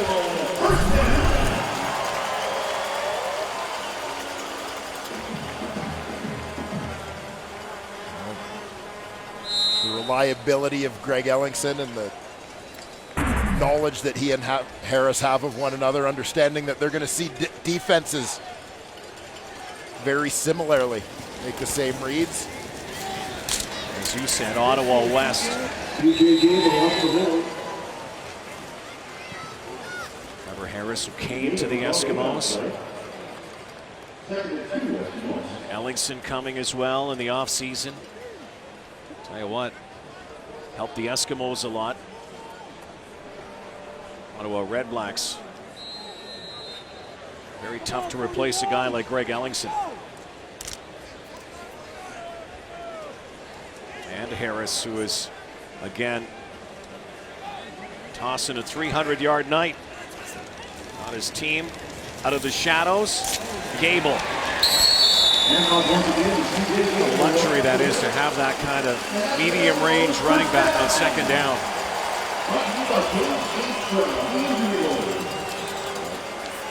Plenty of good physical runs for CJ Gable. Here tonight, we're sort of seeing everything in his repertoire. We talked about the patience and the vision earlier, some quick cuts, bursts of speed, lowering the shoulders to run through people. Harris to Ellingson again. Big night for CJ Gable. Up to 91 yards on the ground.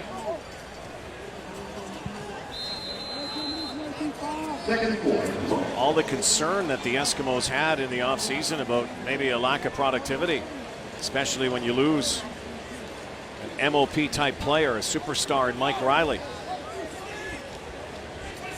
Picking up right where they left off. Harris is doing it. Tight spiral. Kenny Stafford again. Bang, bang, bang.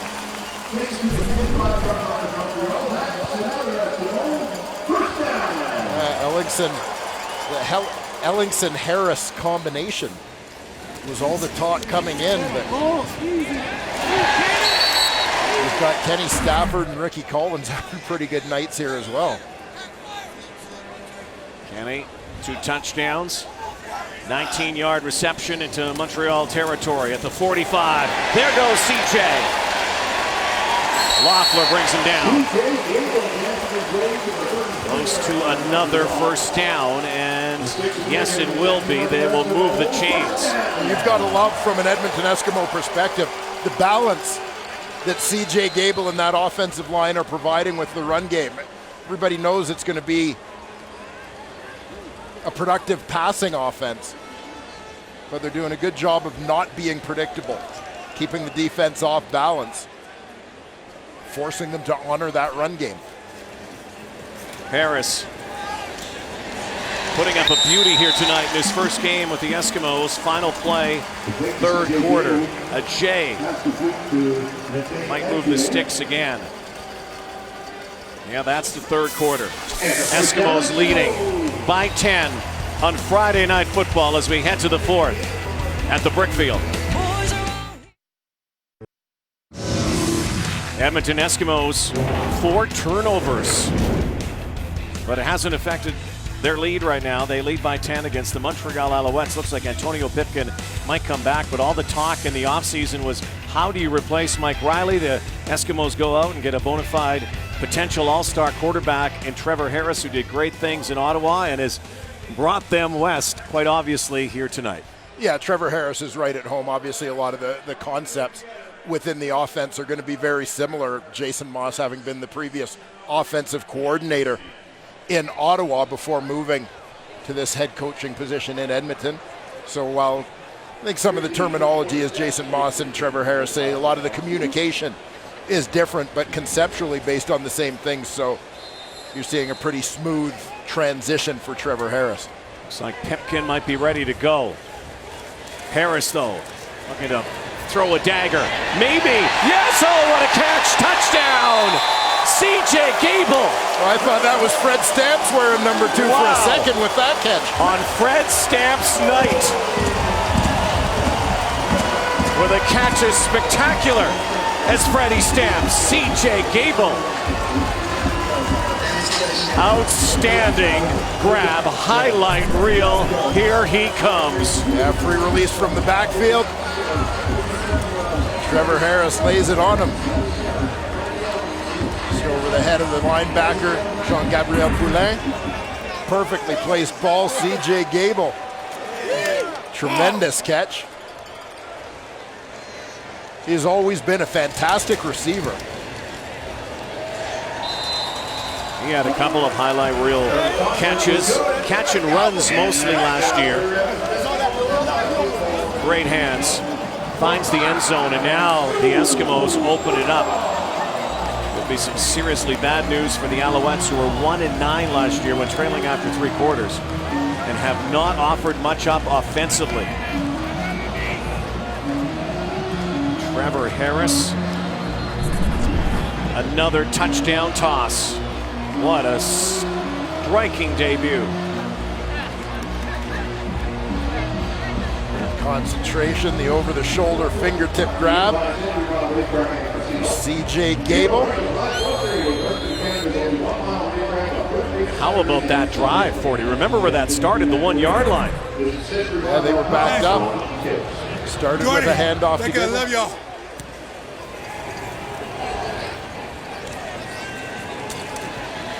Now Steph Logan trying to ignite his Alouettes up near the 30.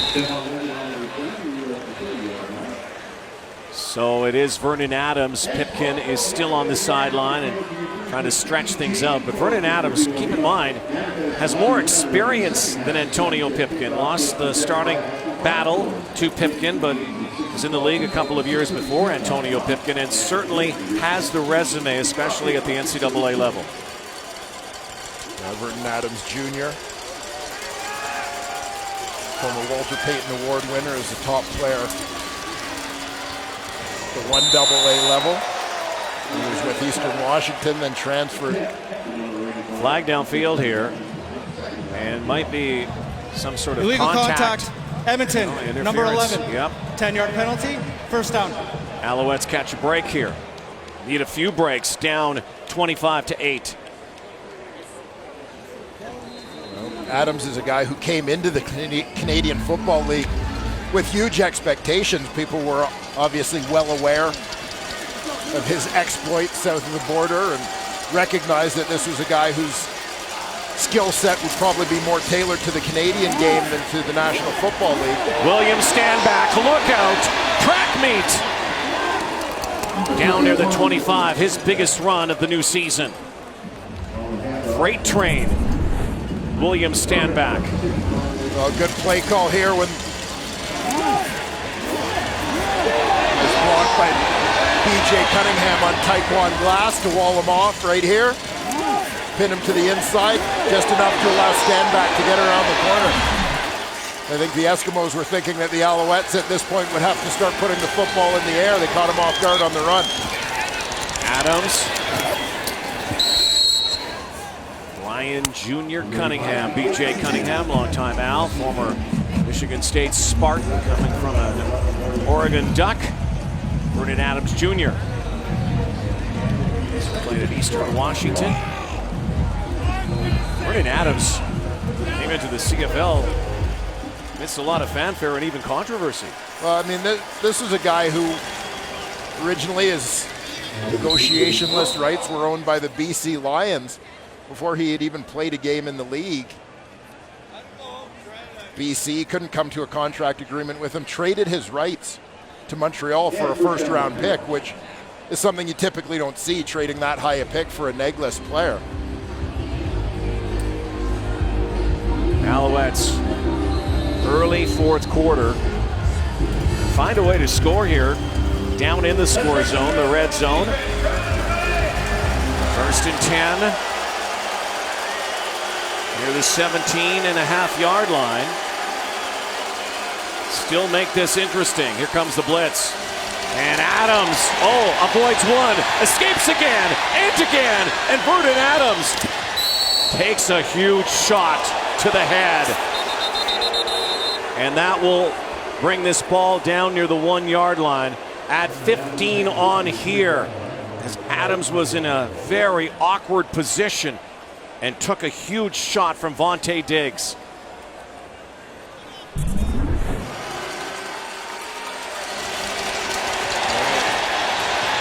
And everybody has been critical of the Simone Lawrence hit last night. Did he get him in the Zach helmet? Collaros. Maybe not. Maybe not.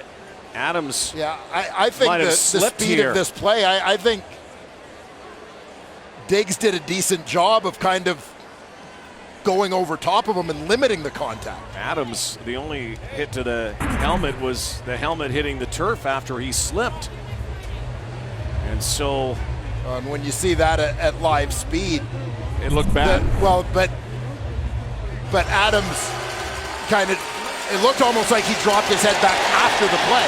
Yeah, here it is here in live speed. And Adams stretching back. Now they just showed this on the big screen, so get Vontae Diggs. Yeah, I think Diggs did a pretty good job of avoiding. I'll give him some credit for avoiding that hit. Still the penalty, takes it down to the 5-yard line. First and goal. Stand back, plows, scores, touchdown, Alouettes. Well, he's the man with the biggest play on the drive, fitting that he should score the touchdown. As the Alouettes, despite their offensive struggles, keep themselves in the ballgame. Great response. With this drive, Vernon Adams at the helm. He and William Stanback on the ground doing most of the damage in the march downfield. Stanback brings the Owls back. Beatty, the point after. Hey, stop playing with me. Make this a 10-point game, and oh boy, that was close. Two-possession ball game. Lots of time left. Al's still in, hanging in. Vernon Adams, stand back, couple of big runs, including a touchdown on Friday Night Football.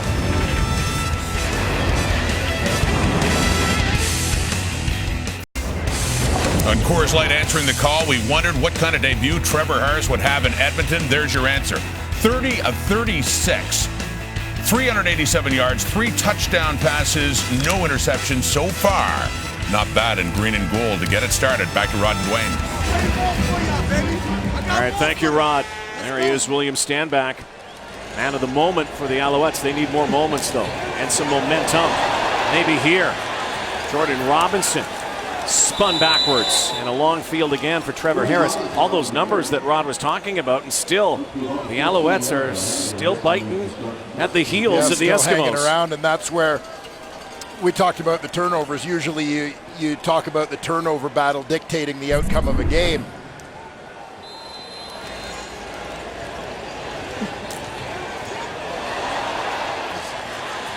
Stand back watching on the tablet. There with running back coach Andre Beaulieu. So now Trevor Harris. But you know, usually those turnovers dictate the outcome of the game, but Edmonton's offense has been so productive, they've kind of overcome that, but you're seeing those turnovers keeping the score close. And maybe procedure, 40. Edmonton, number 64, 5-yard penalty, remains first down. This Alouette defense Timer, starting to gather hold a the little clock until the steam snap for too football. here. Well, this is a huge opportunity for the Alouette defense. If they can get a stop, you look at the field position, 1st and 15. Now to start the drive for Edmonton, you have an opportunity to give your offense a short field with a little bit of momentum. Time count violation. And incompletion. Harris dusted. So now a huge second down. 2nd and 15. In Ottawa, usually you knew where Trevor Harris was going. Usually 82. Maybe 88. Or 88. But he's not here. He ain't here. Well, it'll be 82. Kenny Stafford's been good tonight. Ricky Collins also. Let's see where he goes on 2nd down. Stepping up.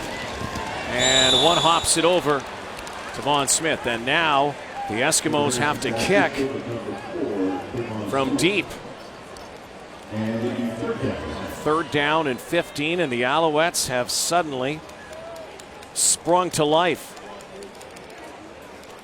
Trying to get a win for Kahari Jones in his first game as a new head coach.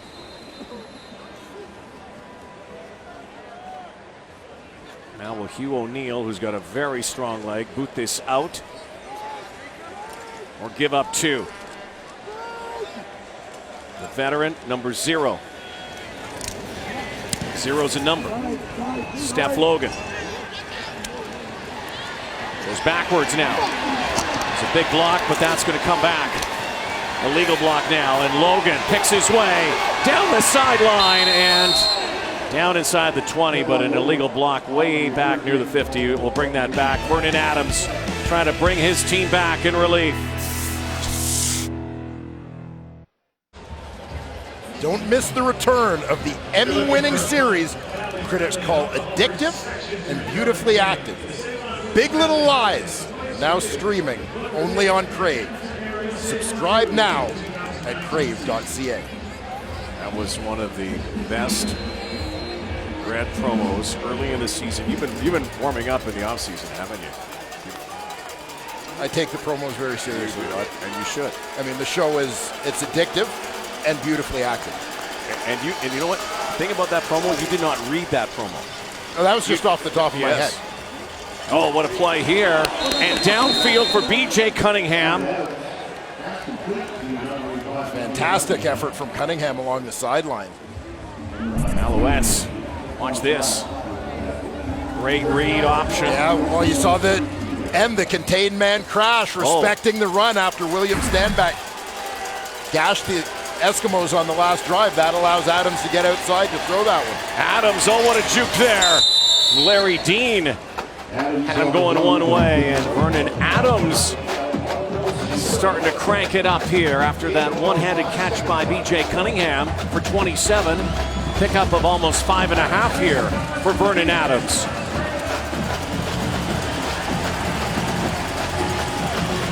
Suddenly it's the Eskimo defense that seems to be a little bit off balance. Well, Vernon Adams again been down this road before. I'm sure did not want to be the guy second in command. And here he goes again, throws on the roll, another good catch. And a first down for the Alouettes. And that's the first catch of the night from Eugene Lewis. An important one, moves it into the red zone. You see Vernon Adams using his legs, his mobility to extend the play as he's under pressure from Vontae Diggs. Juggling at hot potato. Oklahoma Sooner brings it in. Former most outstanding player back in 2001, Kahari Jones as quarterback of the Winnipeg Blue Bombers. Now a head coach in the Canadian Football League. His team down 10.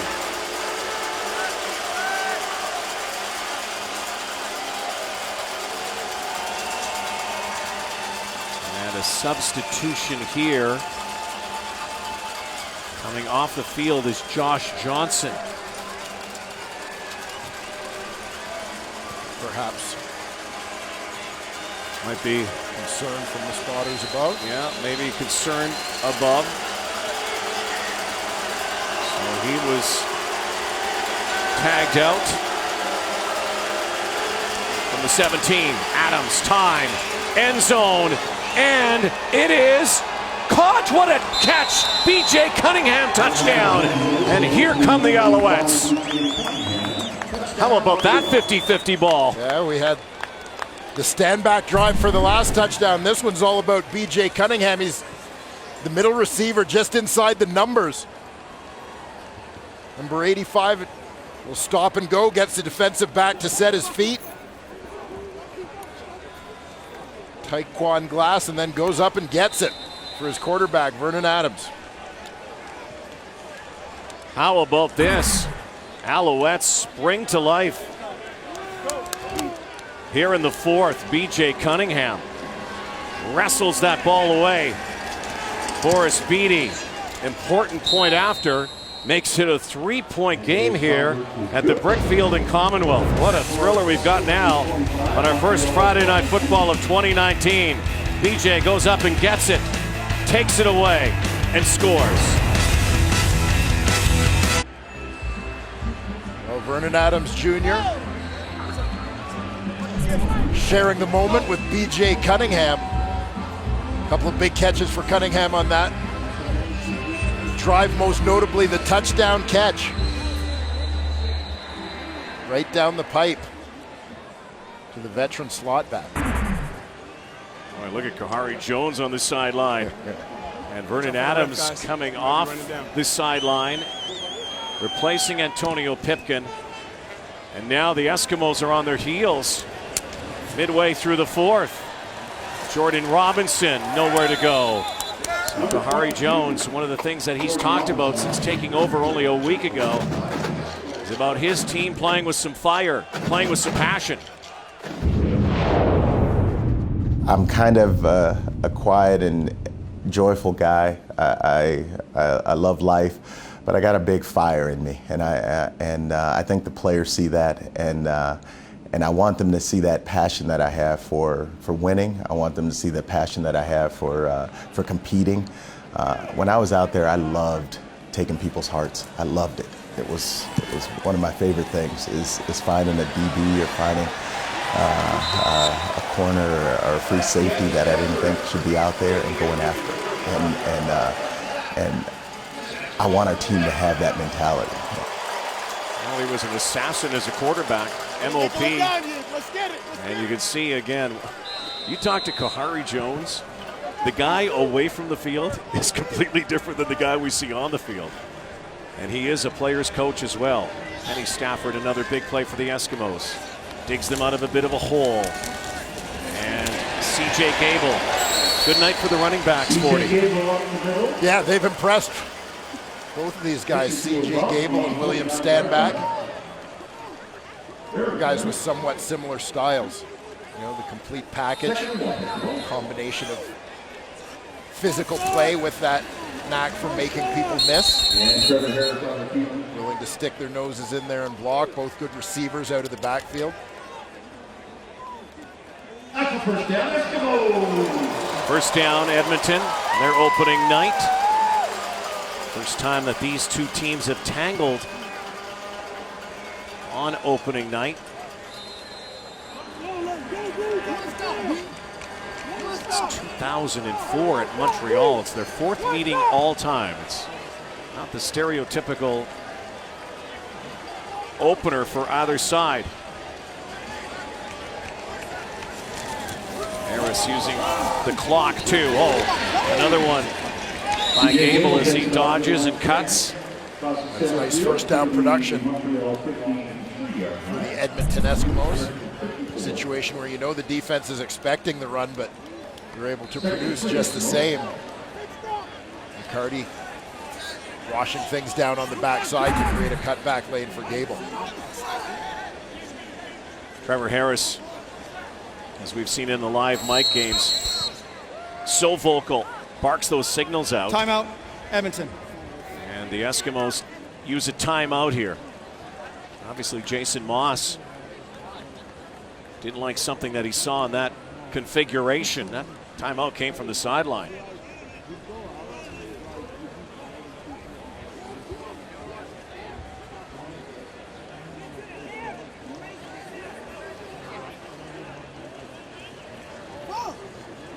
Harris, who comes from a football family, coaching family, his dad coached. Says that he'd like to coach someday. Kind of born a leader in many ways. Over 400 yards passing in his opener tonight, his debut with the Eskimos. And there's another first down, not passing that time, handing it off. So it's his fourth time that he's ever gone over 400 yards passing. Gable going over 100 yards in rushing. Productive night. Clock bleeds down to 5 minutes. The Eskimos have done a nice job on this possession of grabbing back momentum that they had lost. Here in the fourth quarter, a couple of scoring drives back-to-back for the Montreal Alouettes. The Eskimos have got things settled down, slowed down the pace. Ricky Collins had a big night wearing Mike Riley's old number, 13. His Eskimo first start. So second down, and this is a key down here at this stage of the game. Well, it is ideally if you're Edmonton, you'd like to hold on to the football, continue to move it. But again, the fact that to this point, you've flipped the field a little bit in terms of that field position. You've eaten up some time on the clock and you've given your defense a chance to rest. So this has been a successful drive already, as far as I'm concerned, for the Eskimos. Harris reels everybody back, changes the play, draw play, and that was spied perfectly. What a play here by the Alouettes at the perfect time defensively. And the drive will stall for the Eskimos as Antonio Simmons brings down CJ Gable, the shoestring tackle. And number 93, Simmons, coming hard off the edge from his defensive end spot. Takes a little bit of a gamble, jumping inside on the play, anticipating the run. If that was one where Trevor Harris had pulled the ball and booted outside, he'd have had all kinds of room. The Eskimos, for all of their production offensively tonight, are clinging to a 3-point lead and have to boot it away. Hugh O'Neill. Oh, this is a monster punt. Steph Logan. Dropped down by Money Hunter. That's money.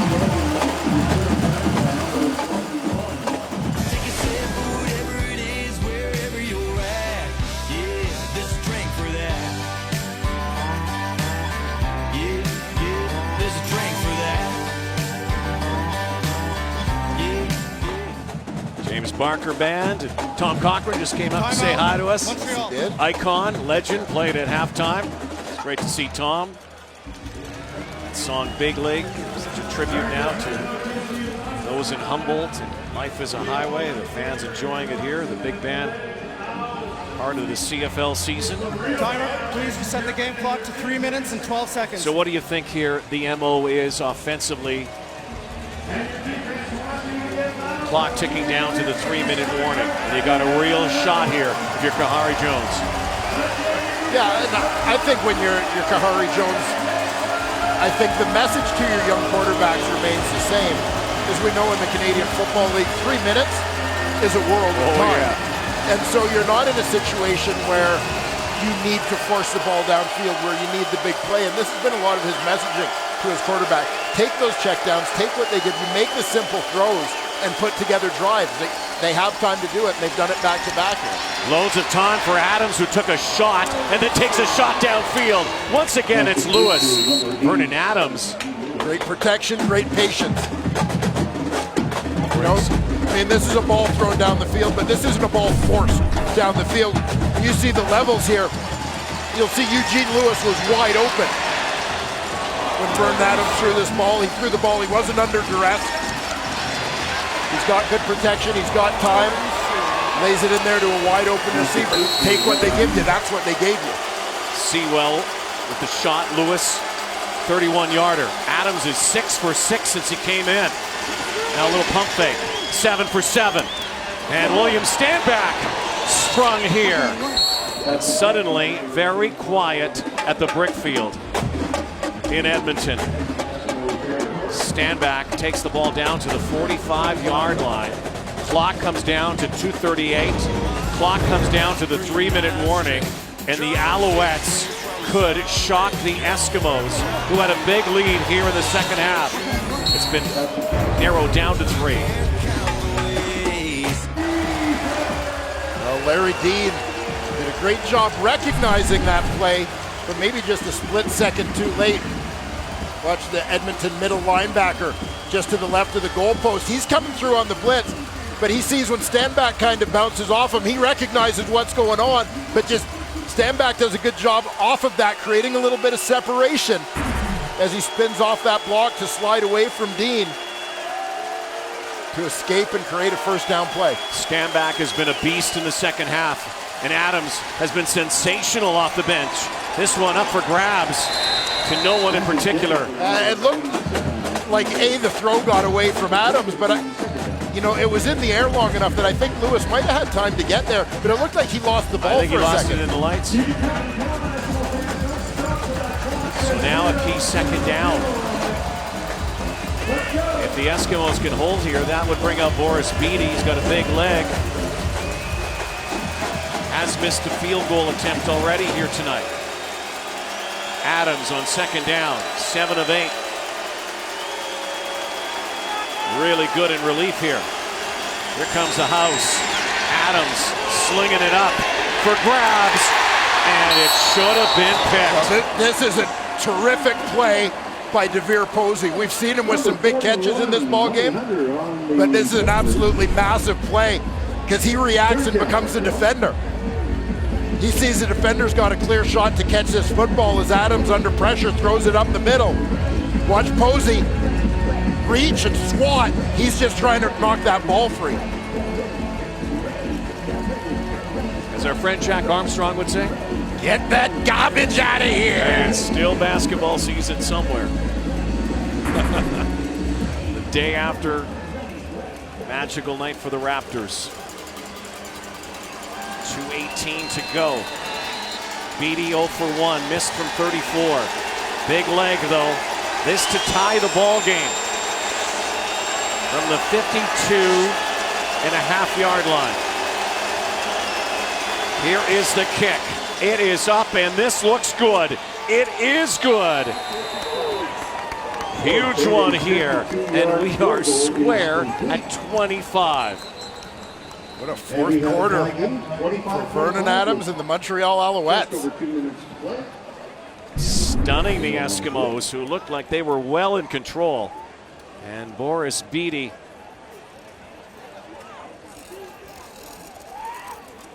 with his holder Matthew Schiltz and Antonio Pipkin supplying the support as well. Now a cheerleader on the sidelines. There's that fire from Kahari Jones. He said he wanted them to compete regardless of the score. And a lot of people might have thought this football game was well on its way to being over early in the fourth quarter. But the Montreal Alouettes, as their coach implored them before the game, continued to compete. And we got ourselves a ball game. Yes, we do. Goes Kahari.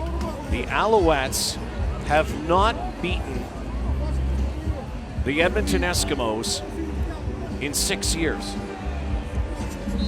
An Eskimo 10-game win streak. The last Montreal win, October 6th, 2013.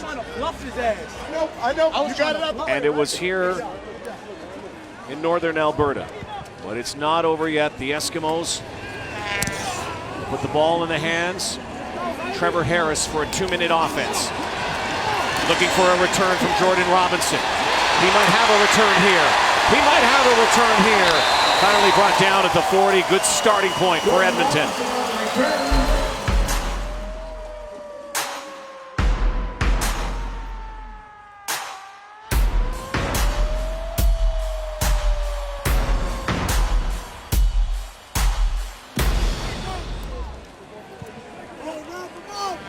He's had a sparkling debut as an Eskimo.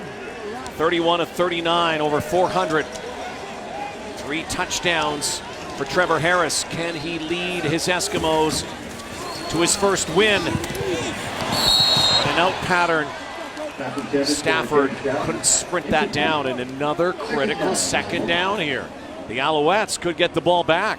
Yeah, second and long, an opportunity to put on the pressure for the Montreal Alouettes defense.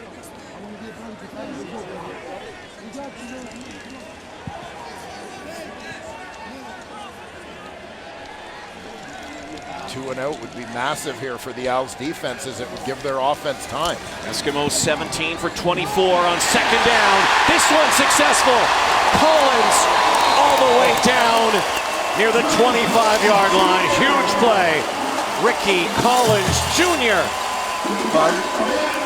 45-yard pass and run play to number 13. Yeah, and you look, as it feels like the noose is tightening for the Edmonton Eskimos. Trevor Harris steps up with all sorts of confidence and just throws a dart to Ricky Collins Jr. down the seam. Another guy who's been here before. Now a chance to really milk the clock a little bit too. 142. You don't have to take it to the end zone right away. Give the Alouettes a chance. This is what they'll do. Now C.J. Gable breaks through down inside the 5-yard line.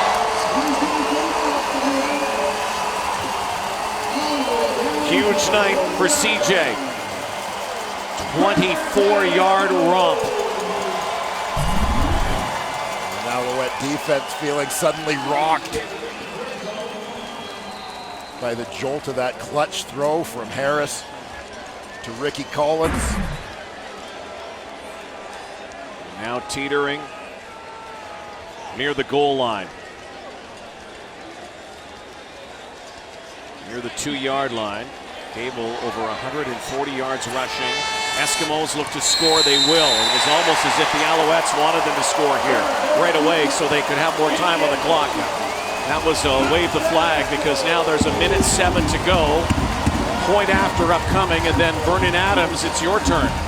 Try to hold serve.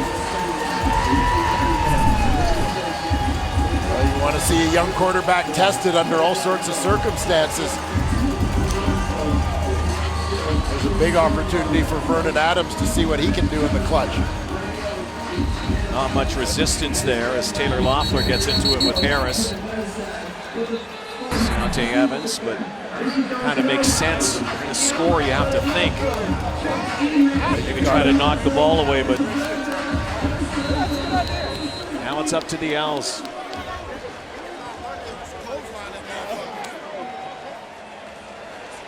What a response to that fourth quarter adversity by Trevor Harris and the Eskimos offense. Took less than a minute. But the Alouettes have counterpunched tonight as well, and a big touchdown drive for Trevor Harris, trying to get his first W as an Eskimo quarterback. This was enormous.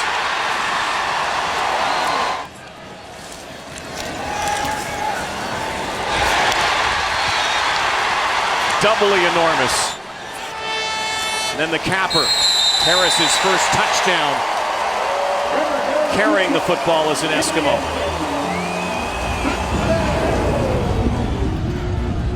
Here's their general manager, Brock Sunderland. Boy, he had a busy winter, did he not? Brock Sunderland, part of the whole Ottawa West movement here in Edmonton, formerly the assistant GM of the Red Blacks. Jason Moss, of course, the former offensive coordinator of the Red Blacks. You know, and so their familiarity with a number of those players who helped Ottawa become successful in recent years has led them to bring some of these guys to the Edmonton Eskimos and hope they can continue that success here. Logan. So Vernon Adams Jr., who did not start this game, but started the fire in the fourth quarter, in this second half here for the Alouettes, who were down and looked out almost, but they're not. They have a minute to go and they have to score a touchdown. They're down 17 at one point.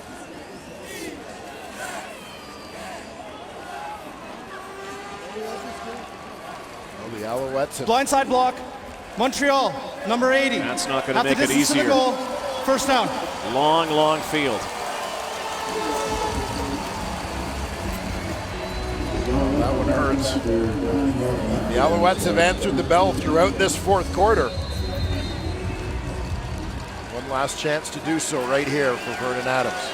Two teams that want to get the 2019 campaign off on the right note. Did not make the playoffs last year. Now Adams going deep and looking for Posey, and it's picked off. Anthony Orange has his first in green and gold. And there are penalty flags afterwards. First game as an Eskimo. And Orange may have just sealed the deal. And understanding you've got to push the ball a little bit here, obviously, given the timing. I felt that one might have been a bit of a force by the young quarterback, though. Posey was well covered. Orange had 5 interceptions with the BC Lions last season. West Division All-Star. Unnecessary roughness penalties on Montreal, number 5. We will go up 30 yards, first down. Well, Harry Jones will not like that.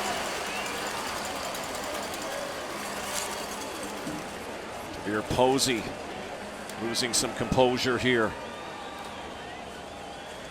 after that peck by Anthony Orange. Again, one of Brock Sunderland's acquisitions in this offseason, and Orange coming back from shoulder surgery. This has to feel so good. It's easy. It's a lot of work. Now the Eskimos can put the sails up, it seems, with 52 to go. Team that last year 6-3 and then finished 3-6. Tight race in the West and ended up on the outside looking in. So here's a last gasp from Kahari Jones, likely looking on some interference or perhaps roughing the passer. Montreal is challenging the previous play for roughing the passer. The play will be reviewed. And maybe it is roughing the passer, and if it is, this could change the complexion again. Let's take a look. Yeah, keep an eye on Nick Usher here. He's going to come all the way around the horn. And he'll be the guy chasing Vernon Adams from behind as he steps up in the pocket. What do you think? I'm not sold. To me, Usher has kind of launched himself into the tackle before the ball is out of Adams' hand. I mean, we've seen it called before. Yeah, you can make an argument that he sees the ball go and continues with the tackle, but not sure that this. Yeah, like you can see him starting to lunge into that tackle. And even Vernon Adams is even concerned about that tackle. He's looking downfield. Usher, the crusher. Let's see if this after review will hold. The ruling on the field stands. First down, Edmonton. Likely game over here now with 52 to go. The Eskimos need to put up their first win of 2019.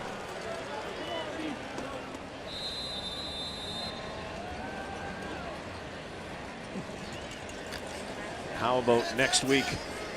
We're out here for this one. Guess who's coming back to town? You know it, Mike Riley's return.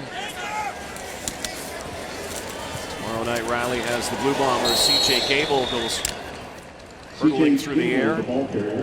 Montreal has a bye next week. Hamilton, June 28th, and likely looking for their first win unless something really unforeseen happens here. What a debut for number 7. Yeah, fantastic for Trevor Harris. 447 yards passing. That's 41 from his career high. Won't be throwing it here. Gable. And carries a pile. Wow, and he got some help from his offensive line. The mighty Convoy rocks through the night. Yeah, you usually like for those guys to be pushing from in front of you, but at this stage of the game, you'll take that boost from either side. You see a little of the piggyback blocks. This will put the W in the column. Final play coming up. Now, the last time Trevor Harris played on this field was the Grey Cup game, and he lost, and he wore red and black. And in the offseason, he went west, came to Edmonton under Jason Moss, and in his first game as an Eskimo, put up gigantic numbers. Had to hang on in the fourth, though, and he is our Nissan Titan player of the game. Spoiler alert, Rod Black. Do you think you were spoiling anything? Who else was getting it, man? 47 yards through the air. Who else was 3 touchdown passes. A tremendous debut. I don't know if anybody's saying Mike who, but Trevor Harris definitely made his own mark here in Edmonton in his first game for the green and gold. And with that, he is our nice Nissan Titan player of the game. Official vehicle of the CFL. Yes, he is. And what could be here in Edmonton? That's the great mystery of this game. 17 more to go in the regular season. The Eskimos get win number 1. Devere Posey's not happy. Kahari Jones still looking for his first win as a head coach. Final score here tonight, 32-25. Eskimos, we've got a doubleheader tomorrow. Rematch of the Grey Cup game. And then in BC, blue and gold against the orange and the Lions. Salute to Fred Stamps. And how about C.J. Gable wearing that number? Good night, everybody. Here's Sports Center.